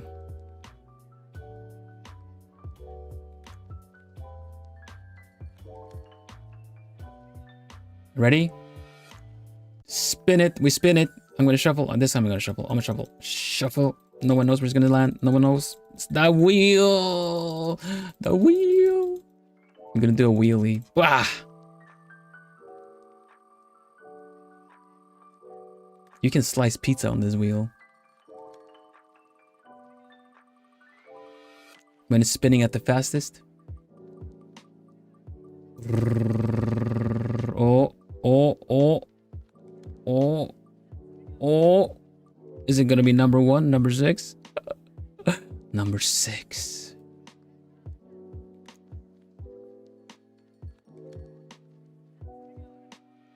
Number 6. Hydrate, everybody. Now a little sip. A wheel key. Number 6 is nigh.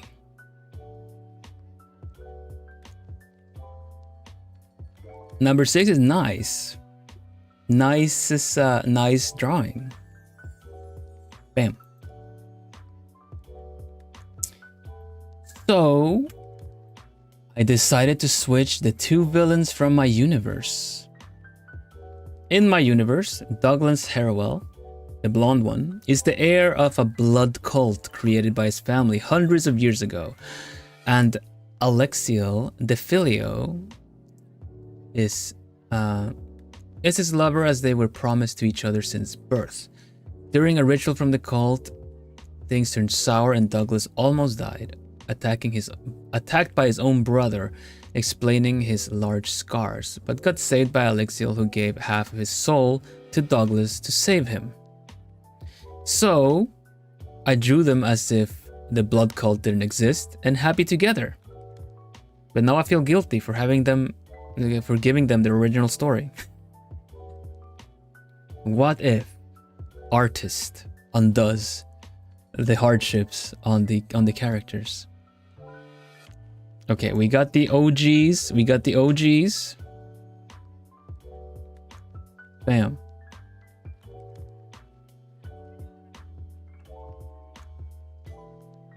Yeah. There we go.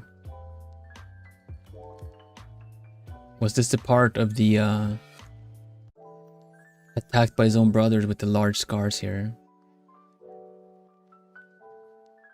These are the original characters. So we have Douglas, and this will be Alexiel. Yeah, no, yeah, no, yeah, you know, or is it his brother?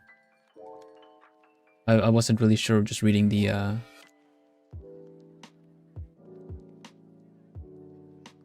I wasn't sure reading the description. No, it's Alexiel. Okay, so it's Douglas and Alexiel. There you go.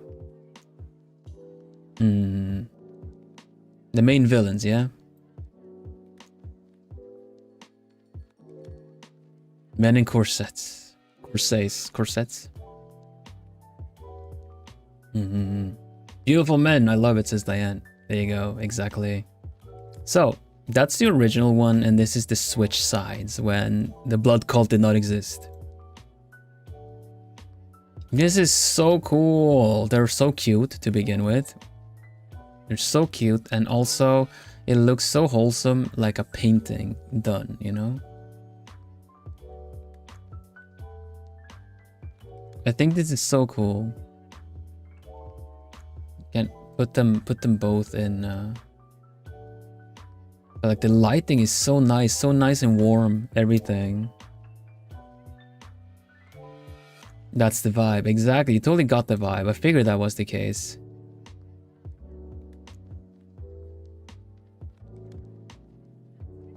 So I'm just feeling like that sense of guilt of like, oh, look how peaceful and beautiful and pretty and the nice, calm, rich and well taken care of life they could have had. But yeah, let's have a look see at this. I really love what you did here. You have these, like, you're using the these little strokes here, like really gives it texture everywhere, like it's on a canvas. I think these little there's these how do you say that, brush strokes are really cool. They give these extra things. This is something that I like to call as it's essentially just pure inspiration, because you can teach the steps to get from start to finish that you would use on a painting. But these, like, whenever you grab, you know, it's not a random brush, but whenever you grab a specific brush and you start going like tap, tap, tap, tap, tap, tap, tap there, and maybe tap there, that's something you can't really teach because you're just going straight by feel, you know? But yeah, I'm gonna have a closer look at this. I really like how this just kind of gives it texture like it's on a canvas. Everything is like, the brushstrokes are really beautiful here. It really looks like we're looking at a painting close as well. Very, very detailed as well. The eyes as well. Everything. A lot of volume in the face. I really like how you do that. A lot of volume in the characters and the faces that you draw. Yeah, that looks cool. Oh, the ruffles and the folds too. They're really nice. Like they have like such prominent eyes that you can't help but just look at them. Yeah.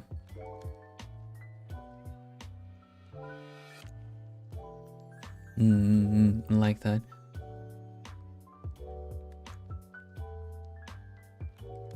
It's beautiful. It's beautiful. It really is. I hesitated to draw the brother too, but it would have been a lot on their thing. I get what you mean though. If everyone would get together, like we get along together, I get that. But this works well. We also get the before and afters as well. So, because I'm sure they go through quite a lot, seeing as he had to split his soul to save him. And here they're just, you know, there's no. I don't know how the magic works in your world, but usually a soul split would mean that if one perishes, the other one will too. So here they're just together, regardless. Together, really close and living happily without any kind of strings attached of any kind of soul link or anything like that, you know? I like that. Once again, I really like the texture work that you do, and these, you know, it just looks painted. I like that. You did a really good job.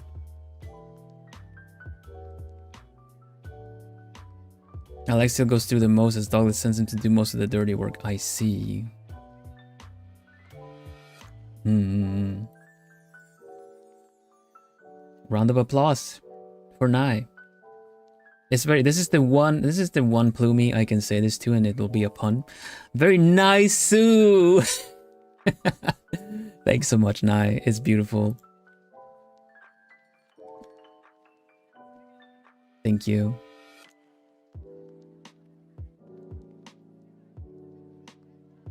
So this one is for good. This one is another one for good.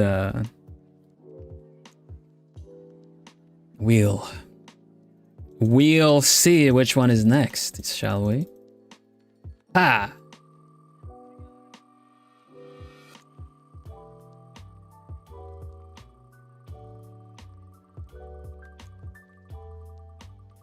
Oh.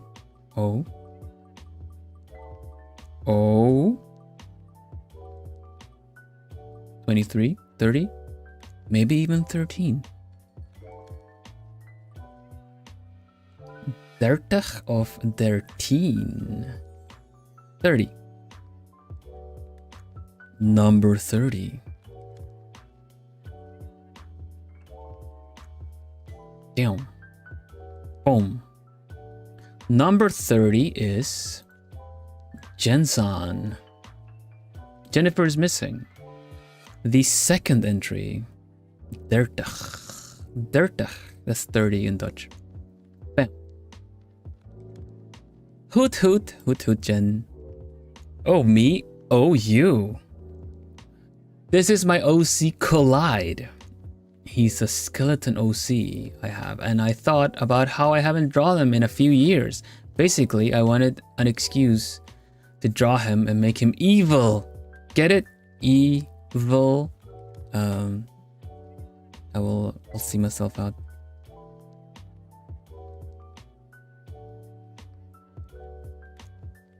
Evil. No, but for real, why aren't my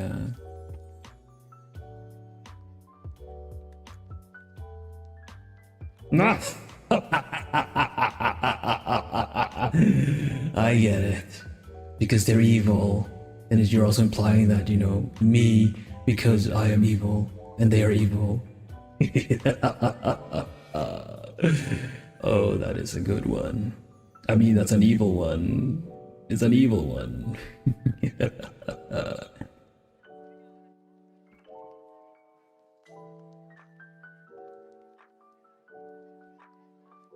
There, you got him to laugh.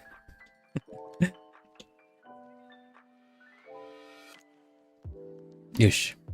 Alright, so collide, skeleton OC, let's go. Boom. Bah. There you go. I really like the how it goes from cold and warm colors. It reminds me of Undertale. I suppose skeletons would, yeah. It's easy to, I suppose. But I really like this. I guess also because they do change your heart color in Undertale, that would also make sense if they had attacks like that. But regardless, this is Jensen's OC. And this is the OG, right? So this is the original one. This is not a bad bone in the body. Unless, yeah, suddenly kind of bad. I really like how the flames are essentially insinuating horns like hair as well. It's really clever. Would it be funny if I told you all this is an Undertale OC? Oh, okay, so then it does make sense that the style is very reminiscent of it. And I think you nailed it. This is another one that goes evil. But yeah, bringing the colors in, like if you look at the old one, bringing the colors into the background like this, and also that they switch sides. Somehow it's a really cool, like really literally switch sides, right? It's doing my logo justice.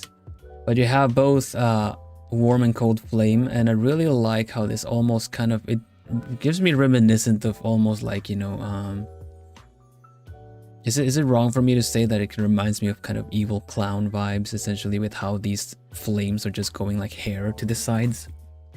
I hear Megalovania. Yeah, and honestly, me too. This would be a tricky battle, I bet. I'd rather him be on our side. That's a really good point what Nai is saying, is that I like how not a lot of changes, but it's obvious that they're evil now. Yeah, that's a really good point. The fact that the designs are still there, but you know you're gonna have a bad time now.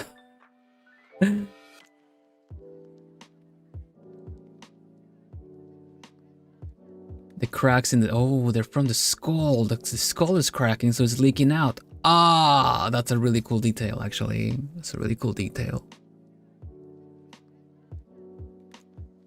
That is a really good detail. You also know that since it's Undertale, right? You know that it goes like, when you're talking to them, it's like,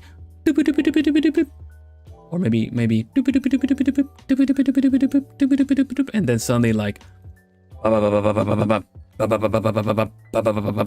they're talking, it's like really change of personality to it. Correct art. Thank you, Juno. We appreciate puns here. It's like when they're talking to you. Oh my gosh. This would be a cool boss battle though. I would not skip this battle. Good job, Jen. The character's really cool. Yeah, first one.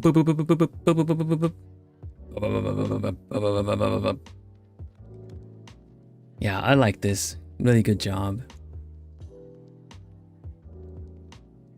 Yeah. No, I really like what you guys pointed out too.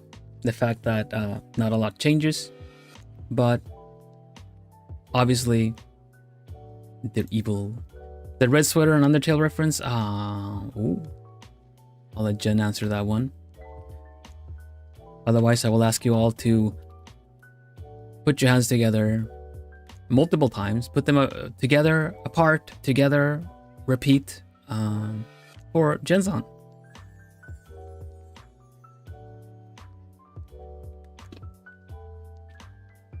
Thanks so much for this. It's the second entry as well, so we'll see when you get the other one shows up. Yush. Thank you. The wheel! The wheel! There's a lot of villains in this. Which one is going to be next?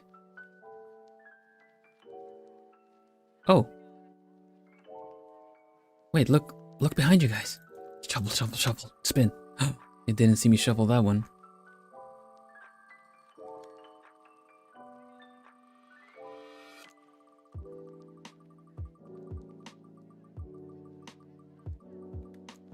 It tricked us. I'm also switching sides, it seems. Number 10? 10? 10? Let's look, an alien! Where? Number 10. Number 10 is none other than Nye again. Oh my gosh, it's rigged. It's rigged. I'm kidding. Nye.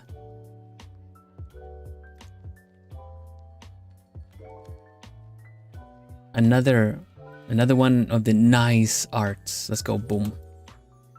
My second entry because I got inspired. This, honestly, the first sentence made me feel very happy, honestly. Made me feel really happy because I got inspired is the whole idea, like not necessarily the whole idea, but I do these art challenges hoping to inspire and that people feel like, oh, this is cool, let's do another one. Or I can't make up my mind which one I want to draw, because that's kind of, I'm really happy that you feel that way. So, okay, Call of Duty Modern Warfare 2. Alejandro Vargas is a colonel for the Mexican Special Forces that works against the cartel and drugs traffic, so I drew him as the cartel boss. No worry, nothing gruesome, just intimidating. Yeah, that's thank you for that. Thank you for that. I couldn't really find a good picture of him, but you would I think you nailed it pretty good. Because he's normally just wearing a military uniform, kind of, you know, protective gear, helmet. He has like a full beard, everything like that. So basically this, if they weren't in the cartel and they were in the army instead. Military forces. Bam!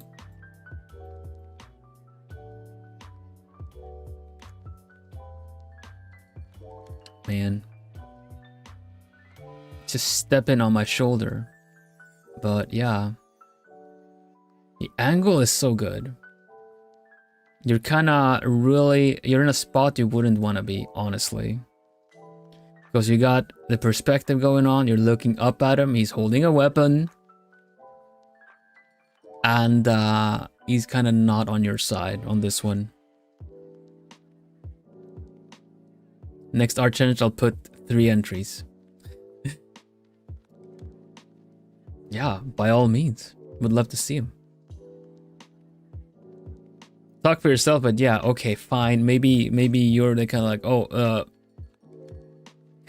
maybe some of you, it's okay to be that way too. If it's okay, like there's no right or wrong in this. You'll just have to signal that you are right where you want to be. My brother in plume, if you find me under the soul of Alejandro Vargas when he's a cartel boss and he's stepping on me, please do not save me. For I am right where I want to be. Something like that. The wall says help. I'm sure it does. The help carving in the background.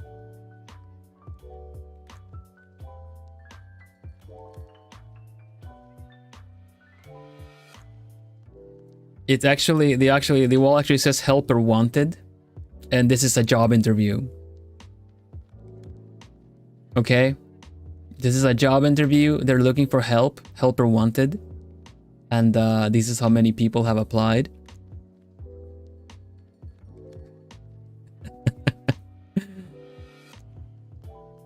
I'm kidding, Nye. This is, you really managed to turn around. This is very ominous. The fact that you have the kind of red light coming in from the side on the shading, because this is really, I really like this effect. Like, gonna look at it for reals now. The fact that you colored the shadow, you have a nice contrast in the side that you have light from the side, and then this would otherwise be in the dark, but you put it in with some red or even purple light on this side. Really puts focus on this part being the kind of this is bad news. This here is bad news, you know.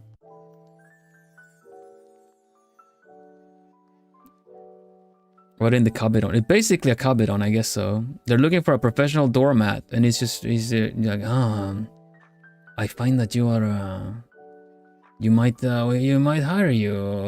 We'll see. We'll have to go through a couple more, and then we'll be in touch. Wow, this is a really good job. Good job with the perspective as well. I really like the dramatic lighting from this side too, and yeah, I think you really nailed it with this one. For sure.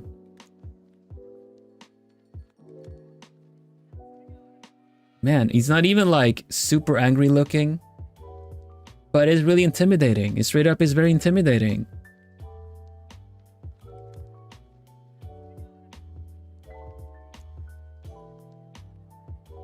It's hard to make a cartel boss, but avoiding to make it too gruesome too. Yeah, I do appreciate the effort though. I know you could definitely add a lot more visual stuff to make it seem even more, not just intimidating, but straight up gruesome.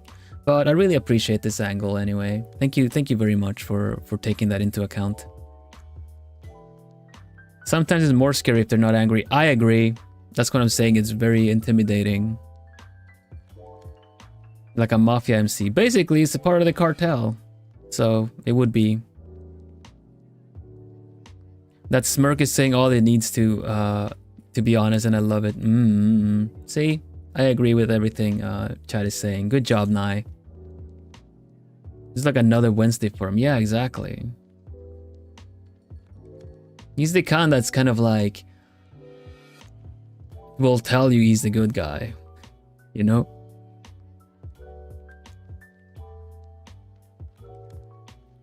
Don't worry, I'm not gonna hurt you if you tell me all I need to know. If you cooperate. Oh man, I'm getting shivers. Good job, Nye. It looks really good. And also, once again, look at the little scratches. I'll call them scratches on the beard to really make it like give the volume to it all. There's really clever work on this. Same with the hair. It adds the volume. Great work, Nye. Once again, I get to say it again today. Nice. Thank you. That's another one for the baddies. I got another one for the baddies. We got another one. His voice would work really well from that. He's got a really raspy voice. Yeah, I bet. Nice. So you get it. How many we got now? What is the tally at? I believe I have 8 on the baddies, and we have 2 on the ore, and we have 2 on the good. It looks like the baddies be winning this battle. Let's see. How many have we done now? I count 12, but it might be 11. Are we the baddies? 12, yeah, okay, good. Are we the baddies? Oh yeah, are we the baddies? Ha!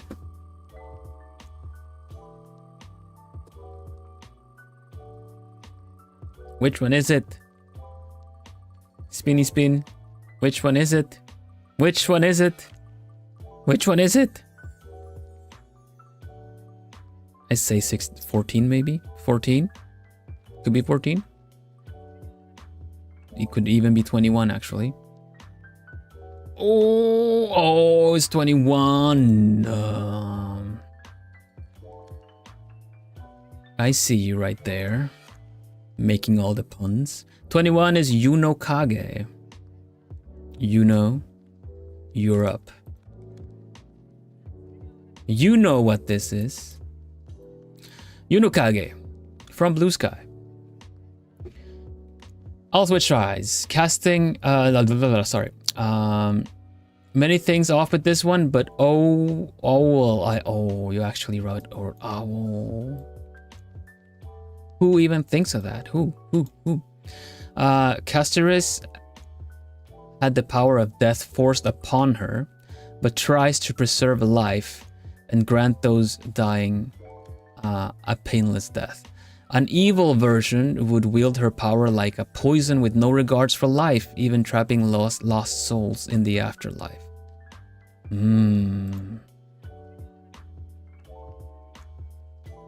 Where is this character from again? I just grabbed your base one. You know. I do know you know. Honkai Star Rail. Okay, gotcha. So we got Honkai Star Rail character. I guess she bridges the realm of life or death, right? Seeing the souls away. Yeah.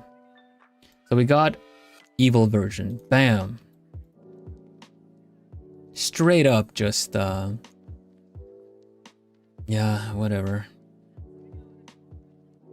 Kind of just sending people off on a like it's another day of the week.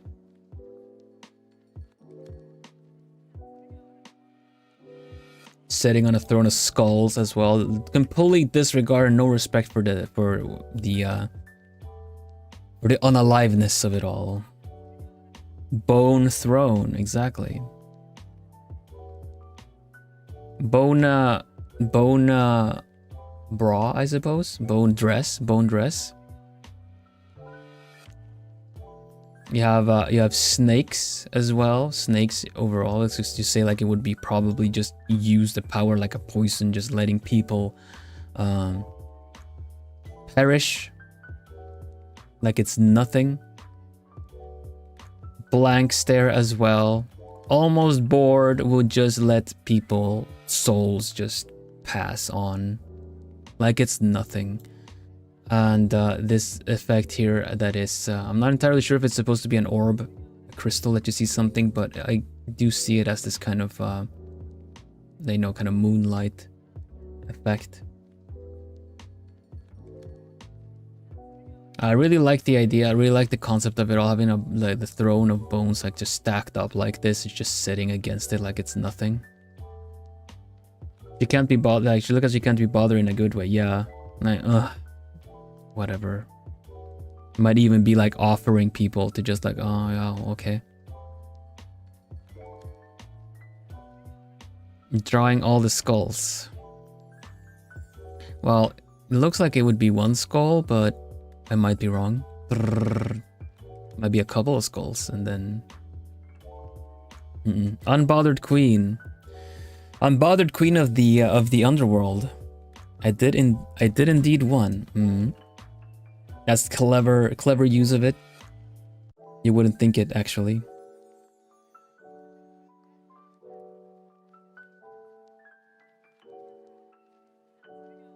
The moon in the nether is cracked. Oh, I see.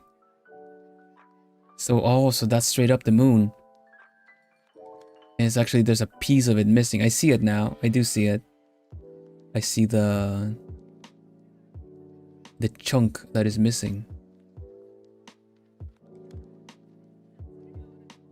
Looks like it's out of a manga. Actually, yeah, I see that too. I see it too. You can definitely picture the kind of like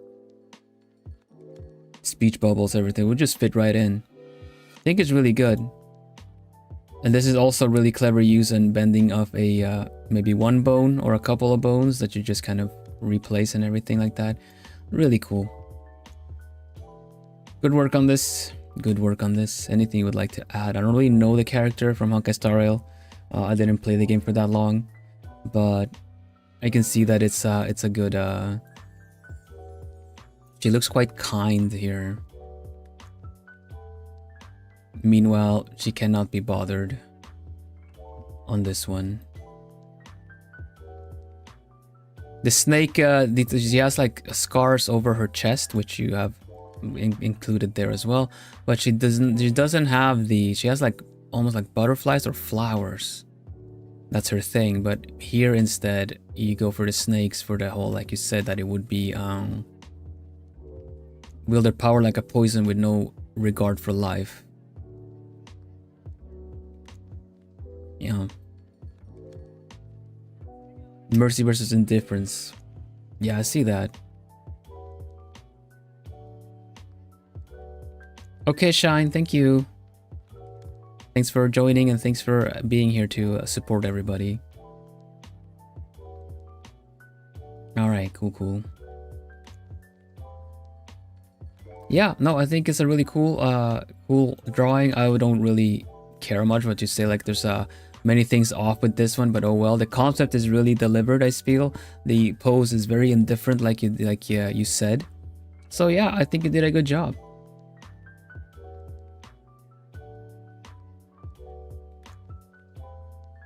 I also really like the spine-looking bow line.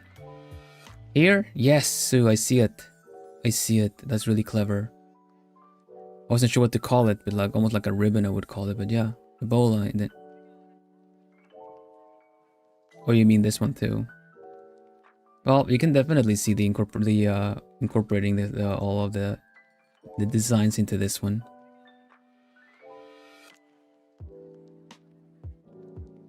Nice, Sue. Good job. Thank you so much for entering the challenge. You know. Round of applause for you know. Round of applause. Oh. Did it eat my entry? No, it didn't. It's okay. Thank you for the challenge. Of course. Look forward to the next one on Wednesday.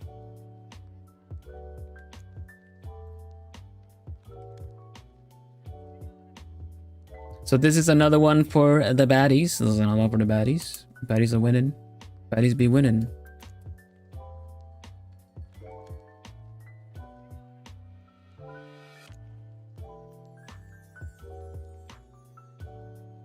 Good job, Juno. Thank you. Right though, shuffling. I'm not gonna trick you this time. I'm really not gonna try. I did not see that one happening, huh? Gotcha. What do we got?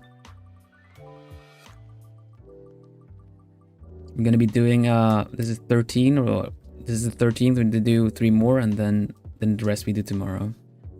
Number 2. Oh, 29. 26? 26.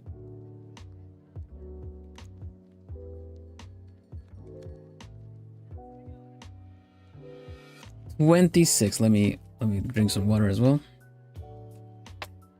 Plumi looks so happy at the wheel. Because I'm sure, because Plumi knows what all the numbers are. Who they all are. And Plumi sees my number just pass by all the time.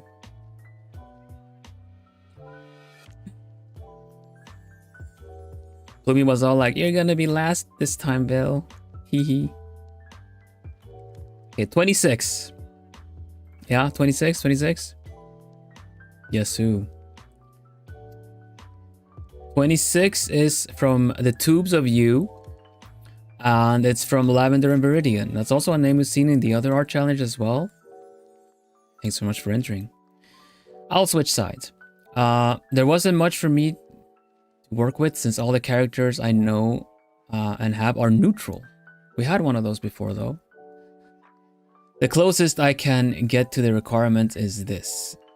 So here's Viridian. If he followed his father's intended path for him to be the next religious representative. No, it's not a cult, I think. So this is if Viridian had followed his father's intended path. I can't I'm not sure if this is a goodie or a baddie, but either way, here we go. Bam!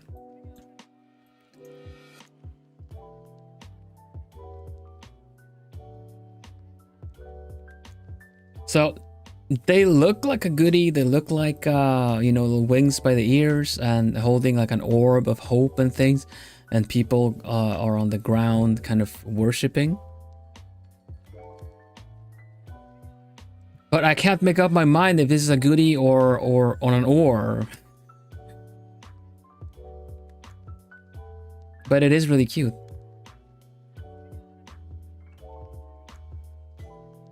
Sadly, I don't have a base lavender like what they would look like otherwise. Maybe it's an orb. Maybe it is an orb. An orb. I get what you did there. Oh my gosh. Feels like a goodie being forced to do bad. Kinda, right? Because like being forced or following the father's footsteps. I don't know if they're forced into this. This group of very how do you say that? Very enthusiastic worshippers. Might be used as an idol, as an idol to rule the masses and stuff like that, you know. Either way, I like how this kind of the framing. I'm gonna say this. I don't know if it's deliberate, but to me, the framing here really puts a lot of focus on Viridian here as kind of like this, like it's their messiah in a way, like the savior, right? The next religious representative, and the whole like, no, it's not a cult, I think. So that being so much focus here, either will be doing a lot of good and curing ailments, doing things like that, or it's a means to keep, you know, the people kind of controlling the people. You never know. It kind of depends on where the story goes, right? But they did say it's not a cult. They acquire chants ominously in the background. Yeah, exactly. Because this kind of scene and being put like so much on the spot in the middle of everything and people worshipping. For me, it looks like they're worshipping. Maybe they are standing with their arms up and just being in awe of like, they have come for us to help this village. But it just feels like they're just on the ground, not worthy of perceiving.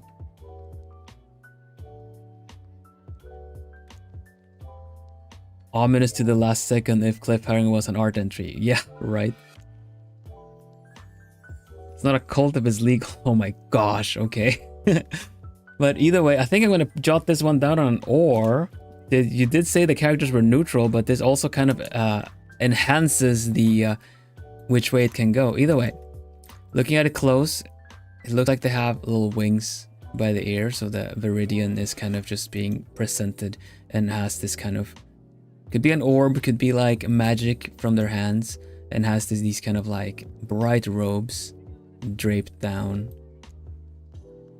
Maybe speaking the good word.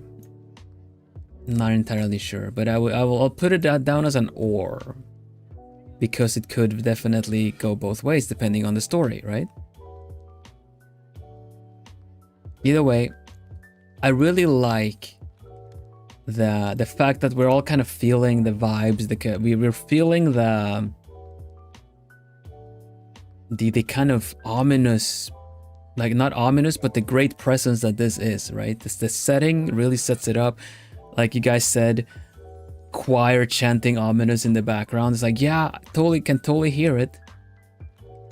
So I'll have to see in the comments if Lavender and Viridian, if they like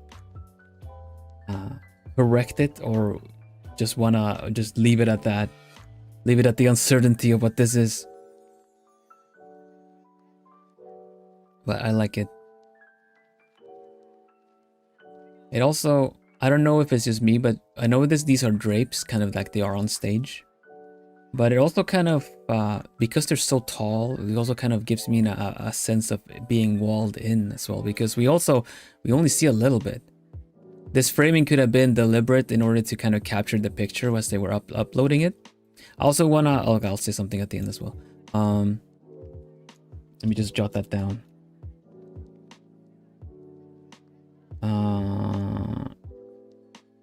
Okay, got it. But I think either way, it's a really powerful entry with all the pieces in play. The shadowy shapes, are they like face down and worshipping, or are they standing in awe? The savior, the representative standing there in the middle, and then just kind of the gray background and the spotlight.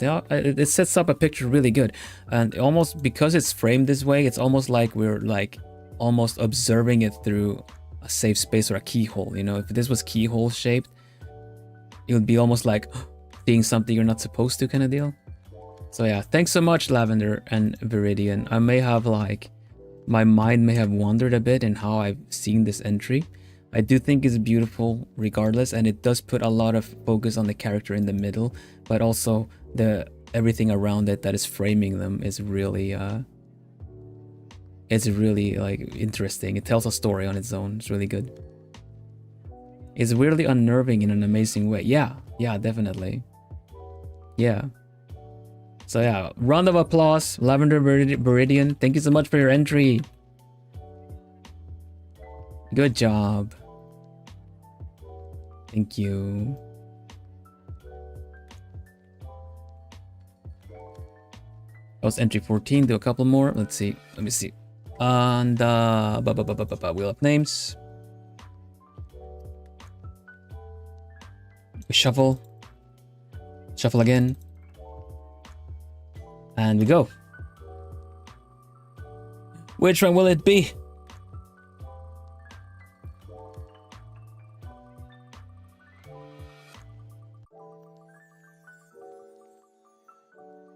It's a wheel of names. A wheel of numbers now. Why do we need names? So that the wheel works. 13? 13? 13? 13? 13? It's 13. It's Lapis Dragon. Lapis Dragon. With a goodie. We got a goodie on this one. Third entry. Lapis went hard for this, but went hard with the entries.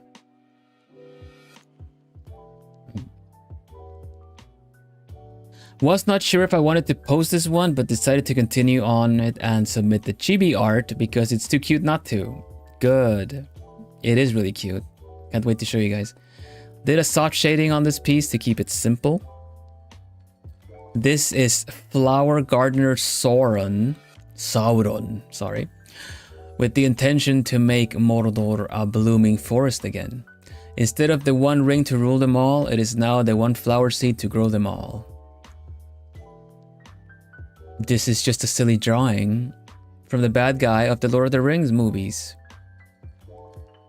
Yeah, there are books based on the movies too. I'm kidding. From the Lord of the Rings. Hope you all like him. Sorry, that's it. I'm sorry. I'm sorry. That was a bad joke. Sorry. Hapa. You know him. You all know him. The guy that forgot to put blade-proof protection on the inside of his gauntlet. But yeah, all-powerful baddie of the Lord of the Rings.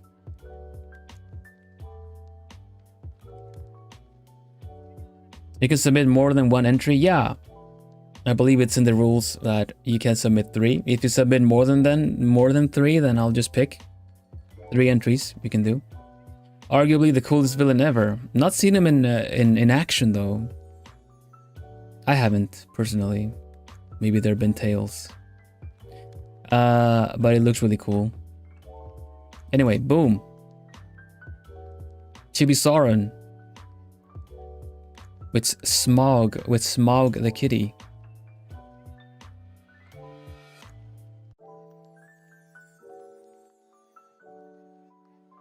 It's instead of the I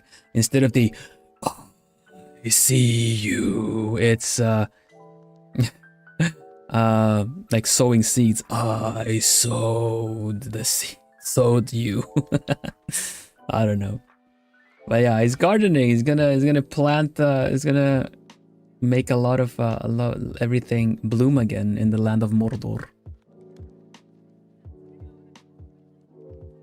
He's so cute, and of course, any good cat gets in the way of anything. It's up there looking at the what are we gonna plant? But it's really fun to see the design of the helmet come through, you know, because you have this you know, it's almost like it's very skull-like, you know, it's very skull-like, has this kind of almost like a beak down there.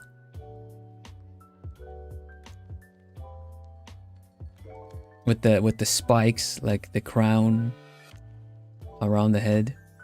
So I think this is a really cute little Sauron. He looks so happy. Yeah, we're gonna make Mordor bloom again. And I guess Smaug is hoping that he's planting some catnip. Yeah. Oh, I see that. The ring. He likes little rings. That's really clever, Lapis. He's really cute. I hope he manages. To make Mordor a beautiful place.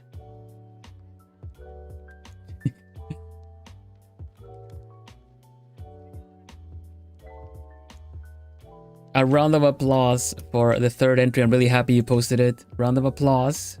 This is very healing. It is very healing. The goodies have been very goody. Thank you. Round of applause for Lapis and ball of yarn for Kitty Smaug.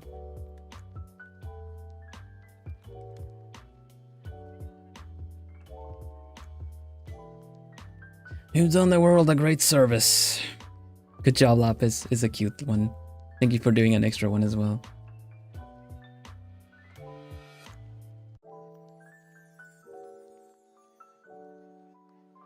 This was number 14. Quickly, everybody, to the wheel. Ha!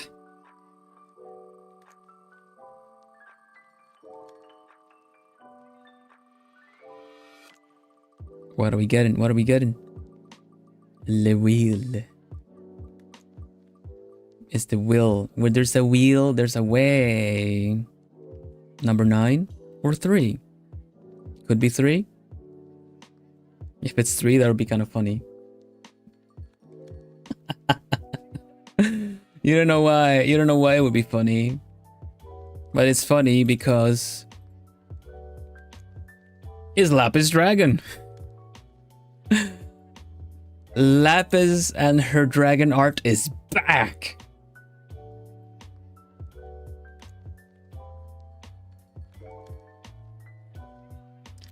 This time it's Villain Hiccup from How to Train Your Dragon.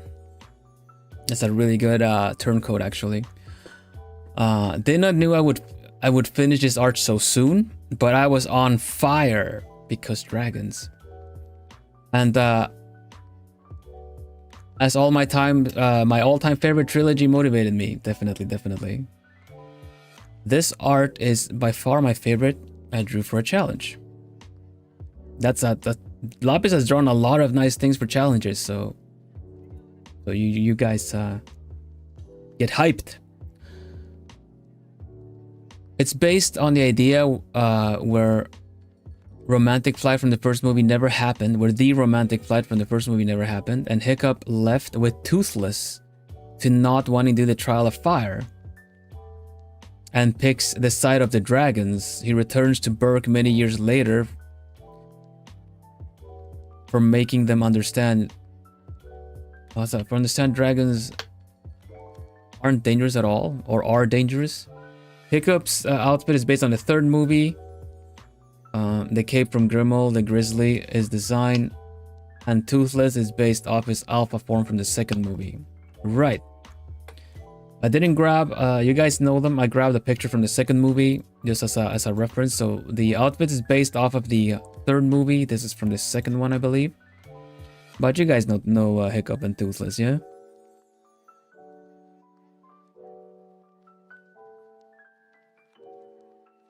So here we go.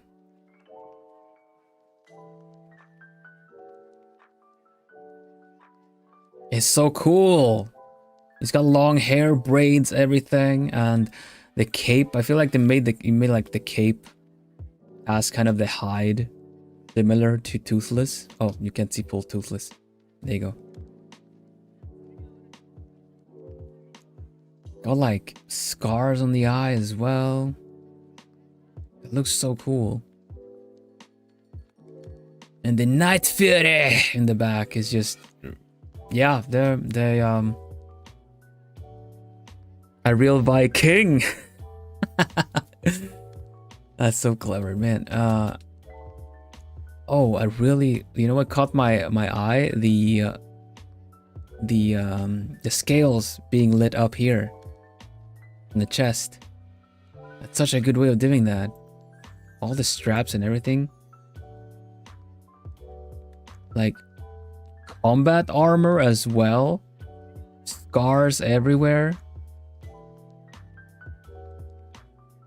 The scarf seems to be scales, yeah, with the along with the cape.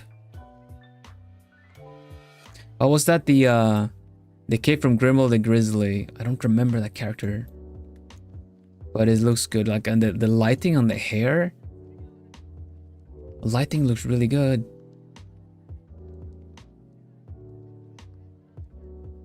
It's like such a clear directional light coming like at him.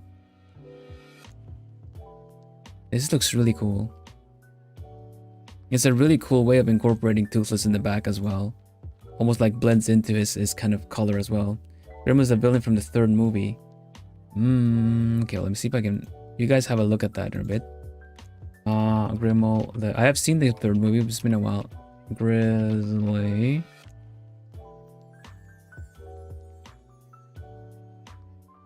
Right, okay. The cape? Did he have a cape? Oh, okay, I see it. Nice.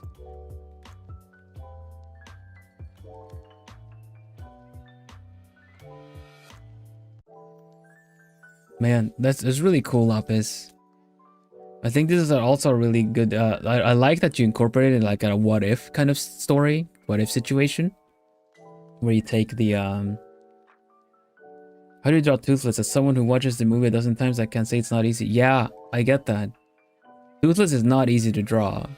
Especially to the point where you kind of give them all these kind of shapes. Because while Toothless is done in 3D and it kind of exists in 3D space, it's really tricky to get all of these kind of details in there.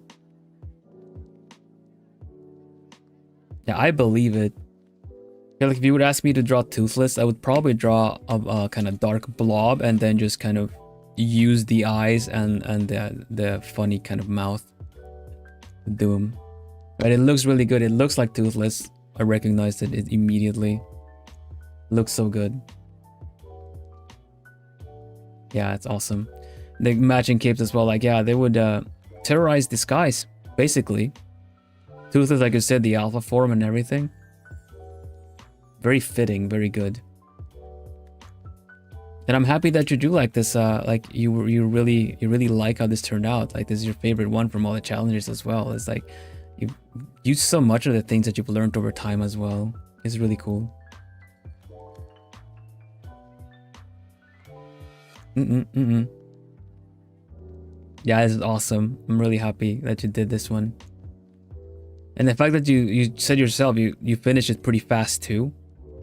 That's so cool. I like that. I'm noticing it myself too with all the art challenges that my art and general rendering is getting faster as well. It surprises me as well at times, and it's really fun to hear that you guys also get the experience. A round of applause for Hiccup and his Night Fury. Thank you so much. How many was that then? Is this 14? This is number 14. We do one more then. Let's do one more. Thank you so much, Lapis. 3 entries. That's really lovely. Thank you for dedicating your time and your lovely art to this challenge as much as you have. We spin it. See who gets it. This is the last one for today.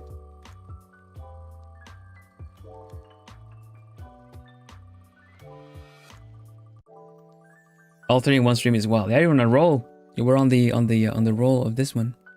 What's it gonna be? 2, 30, maybe 14, 31, 14. Looks like 14. Okay. 14.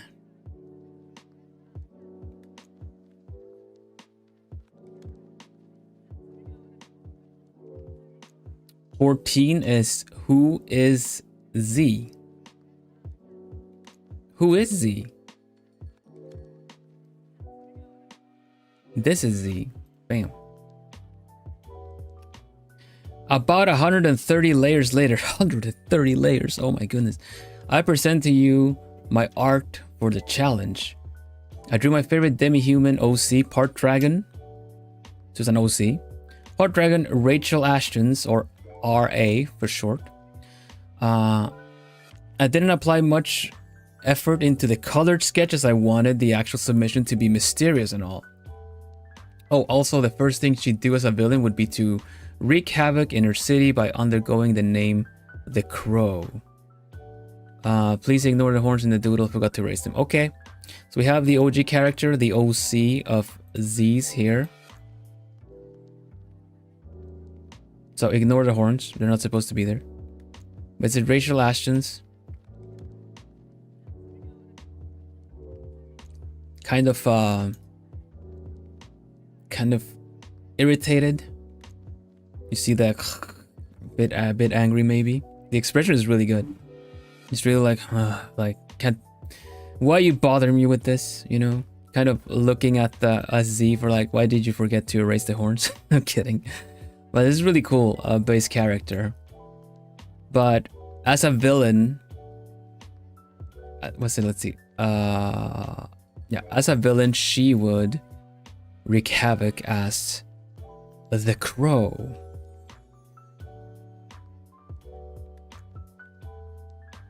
Man, we were talking about Flumies being really good with metal, but here's leather.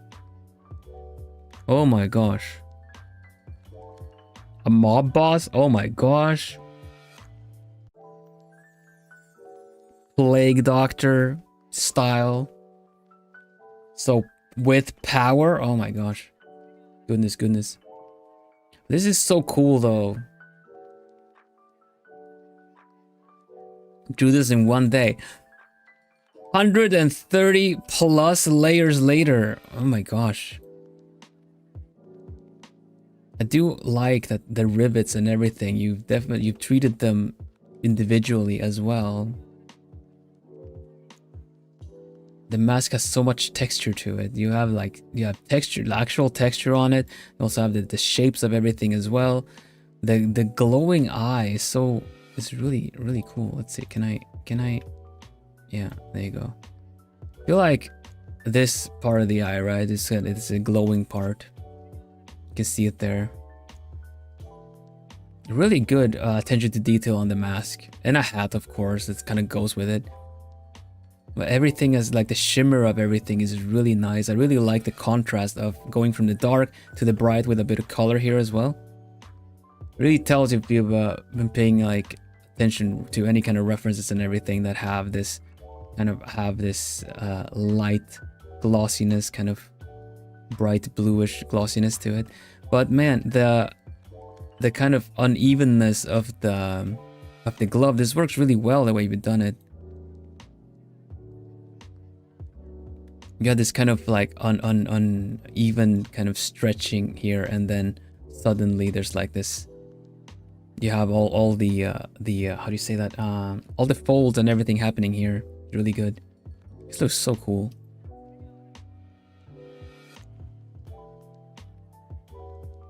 Posted to the Discord, by the way. I've been forgetting to say where all of them were posted.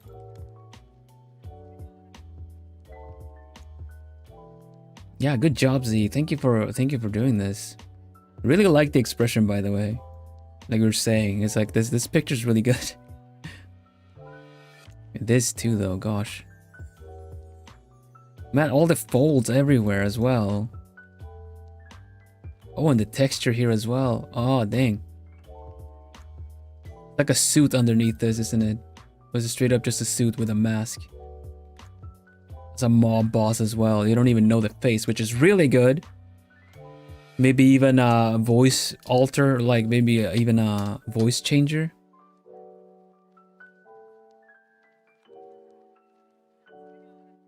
How many entries were there this time? In total, 33. I grabbed 33 before the stream.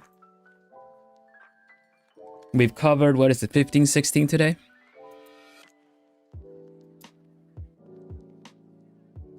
Yesu. Yeah, no, straight up impressive, Z. A lot of good work put into this. The fact you did this in one day is really, really impressive, honestly. So many layers too. Did you ever get lost in the sea of layers? I like it. Really like the shapes and the kind of surface of this mask. It looks really creepy. Doing this challenge was so much fun. Thank you. Thank you. I'm glad you found it fun. I'm really happy that you entered too. This is lovely. Thank you for entering another challenge. It's super nice to have you again. Round of applause. Because otherwise the crow might find you and force you to give an applause. So let's do it sincerely. For thee. A round of applause. Big applause. Love that. Thank you.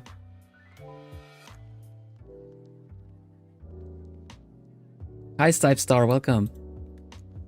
Sorry if I didn't notice if you were there already. Thank you for being here.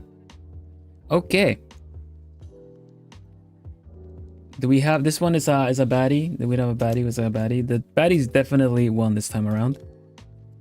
How many is it now? Is it a 15 or 16?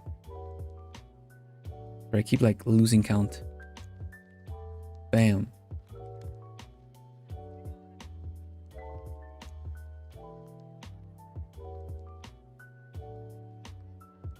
$17 even. Now, okay, cool. There's another one for the baddies. We got 11 baddies, 3 or, and then 3 good.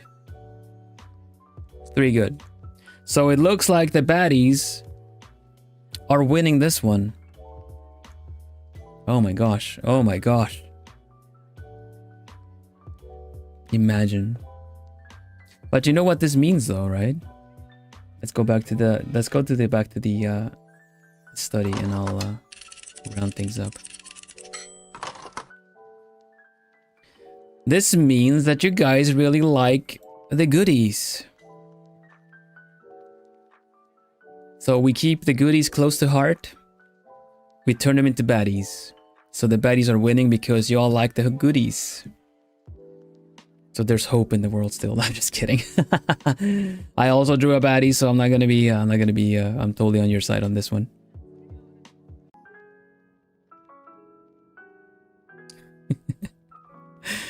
Hutsu, everybody. Hutsu.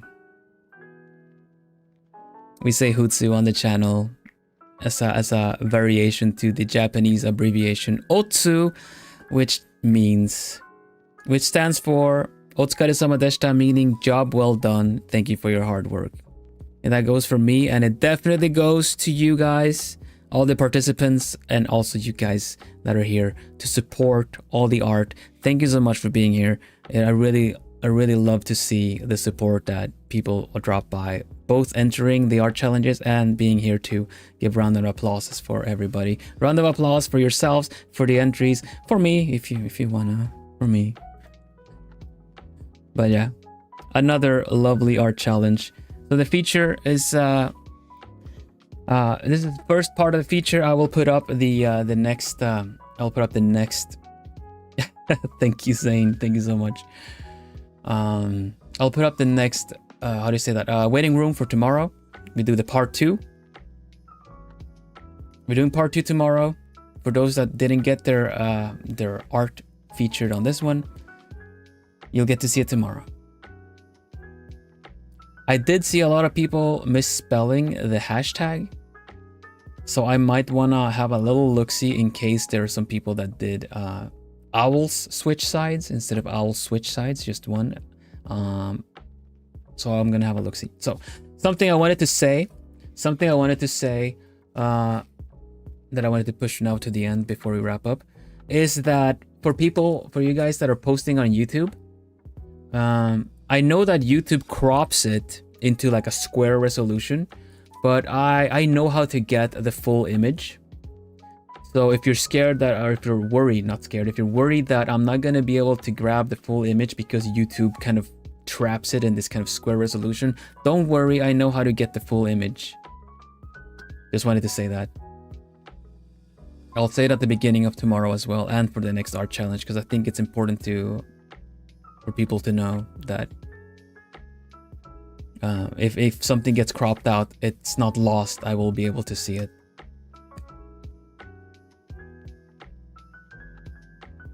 You're good, Diane. I'm looking forward to showing it to everybody, but it'll be tomorrow. Alchemy to free the trapped art. Yes, it is quite tricky, but I know how to do it, so no worries. If you post it on YouTube, the details are not lost if it gets cropped. All right. So with that said, thank you all so much once again for this today. I really love that our feature streams are a celebration of creativity and everyone's entries.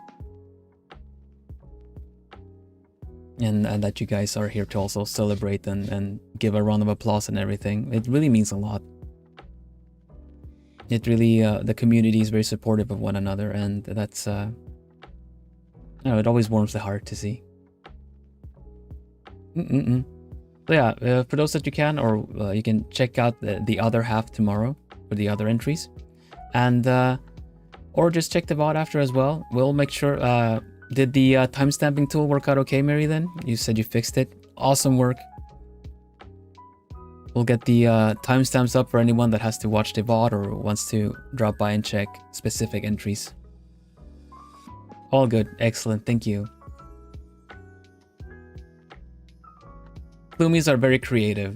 Plumies are just creative coded. They're a ball of fluff and only creative bones in that body. Yeah.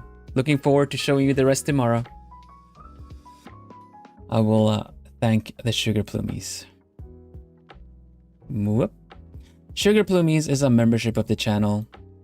They you can be an alchemist to still see the members. The alchemist is a paid subscription to just be a member of the channel, but Sugar Plumies is one that costs a little extra, meaning that you give me a little extra. You support the channel, you support me doing this kind of content, me doing the art challenges for you guys. It really means a lot.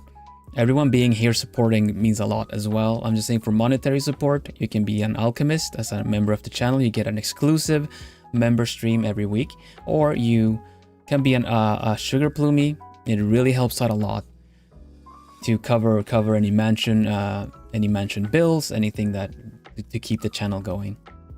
So since they get the same content as the members, what do they get as a special? They get well, the fact that they are Sugar Plumies in the Discord. Oh, I haven't promoted the Discord at all. Plumie, promote the Discord, please. We have a Plumie community Discord. Use the invite link that got posted in chat to join. The Discord is one of the places where I grab the entries from as well, and usually also where you have a little folder essentially with all the art challenges that have been done so far in the forum thread that is the art challenges, and of course they are there to kind of help you if you feel art blocked or just want to do something for practices. They're all kind of dressed up challenges, as to kind of like each challenge tests you in a certain kind of character design way. Like this one is essentially turncoat challenge, is that you grab a character that already has recognizable elements in certain way, and then you turn them to make them, like you guys said, even with the Jensen's skeleton OC, you turn a very obviously aligned character into another one, into the opposite one, or you flip their sides. So everyone has done a really good job today. I'm looking forward to showing you all the rest tomorrow. But like I was saying, on the Discord, the Sugar Plumies get a gold name as well to show them that they are Sugar Plumies. And they also get personalized thanks at the end of every stream. So without further ado, Joyous, thank you so much for being a Sugar Plumie. It helps a lot to do all kinds of things, such as these art challenges. Thank you so much. Miriam H, thank you so much for being a Sugar Plumie. It helps a lot with a lot of things, such as doing these art challenges too. Natsu, thank you so much for being a Sugar Plumie. It helps a lot doing all kinds of things, such as doing these art challenges as well. Steel Silverfang, thank you so much for being a Sugar Plumie. It helps a lot with a lot of it helps with a lot of things, such as doing these art challenges too. Milova, thank you so much for being a Sugar Plumie. It helps a lot with doing all kinds of things, such as these art challenges as well. Burp Kai, thank you so much for being a Sugar Plumie. It helps a lot with all kinds of things, such as doing these art challenges too. Micah, thank you so much for being a Sugar Plumie. It helps a lot with all kinds of things, such as doing these art challenges as well. Neko, you picked the tricky line. I did, but I'm committing. Neko, thank you so much for being a Sugar Plumie. And dang it. Neko, thank you so much for being a Sugar Plumie. It helps a lot with all kinds of things, such as doing these art challenges too. Estefi, thank you so much for being a Sugar Plumie. It helps so much. It helps a lot with all kinds of things, such as doing these art challenges too. Lapis, thank you so much for being a Sugar Plumie. It helps with all really tricky line. It helps with all kinds of things, such as doing these art challenges too. Nyajime, thank you so much for being a Sugar Plumie. It helps so much with all kinds of things, such as doing these art challenges too. Yeah, that's me making the thank you line into a tongue twister. I should shorten them. Do you want to play tongue twister with me? No. Rio, no. Yeah, you did it. Thank you. All right. Wrapping up time. Other half tomorrow. Thank you all for being here, for the support. I'll see you tomorrow. For now, we say bye-bye. Bye-bye, bye-bye, bye. Bye-bye, bye-bye, bye-bye, bye, bye-bye, bye-bye. Also say bye-bye, bye, as in buy the merch. I have physical merch if you're interested. It has it has Bill has physical merch now. Check out the link in chat. Yes, Sue. I have physical merch as well if you want to support the channel as well, without necessarily being a Sugar Plumie. It also goes and helps with doing stuff like this, keeping the channel going. So check it out.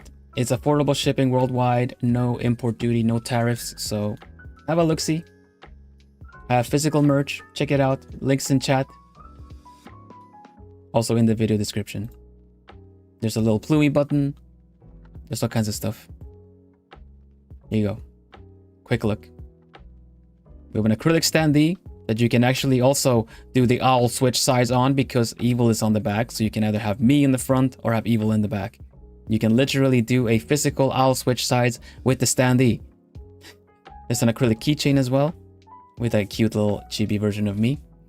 Sticker sheets if you would like, if you like that too. There's matte or glossy. 12 little stickers. 12 stickers that are, you know, have little channel oriented things. And also a Plumie plush badge, which is nice and soft. It actually is a little soft thing to touch on. You can squish Plumie's cheeks. Good thing to take out any cuteness aggression that you might get from seeing something so cute like a Plumie. And yeah, affordable worldwide shipping with no import duties. So have a look-see. Thank you. Now that I've said bye bye bye, I will say bye bye bye. Bye bye bye bye bye bye bye bye bye bye bye bye bye. Take care, everybody. Stay lovely. See you again real soon. See you tomorrow. Part 2. Doei doei. Tot morgen. Dag.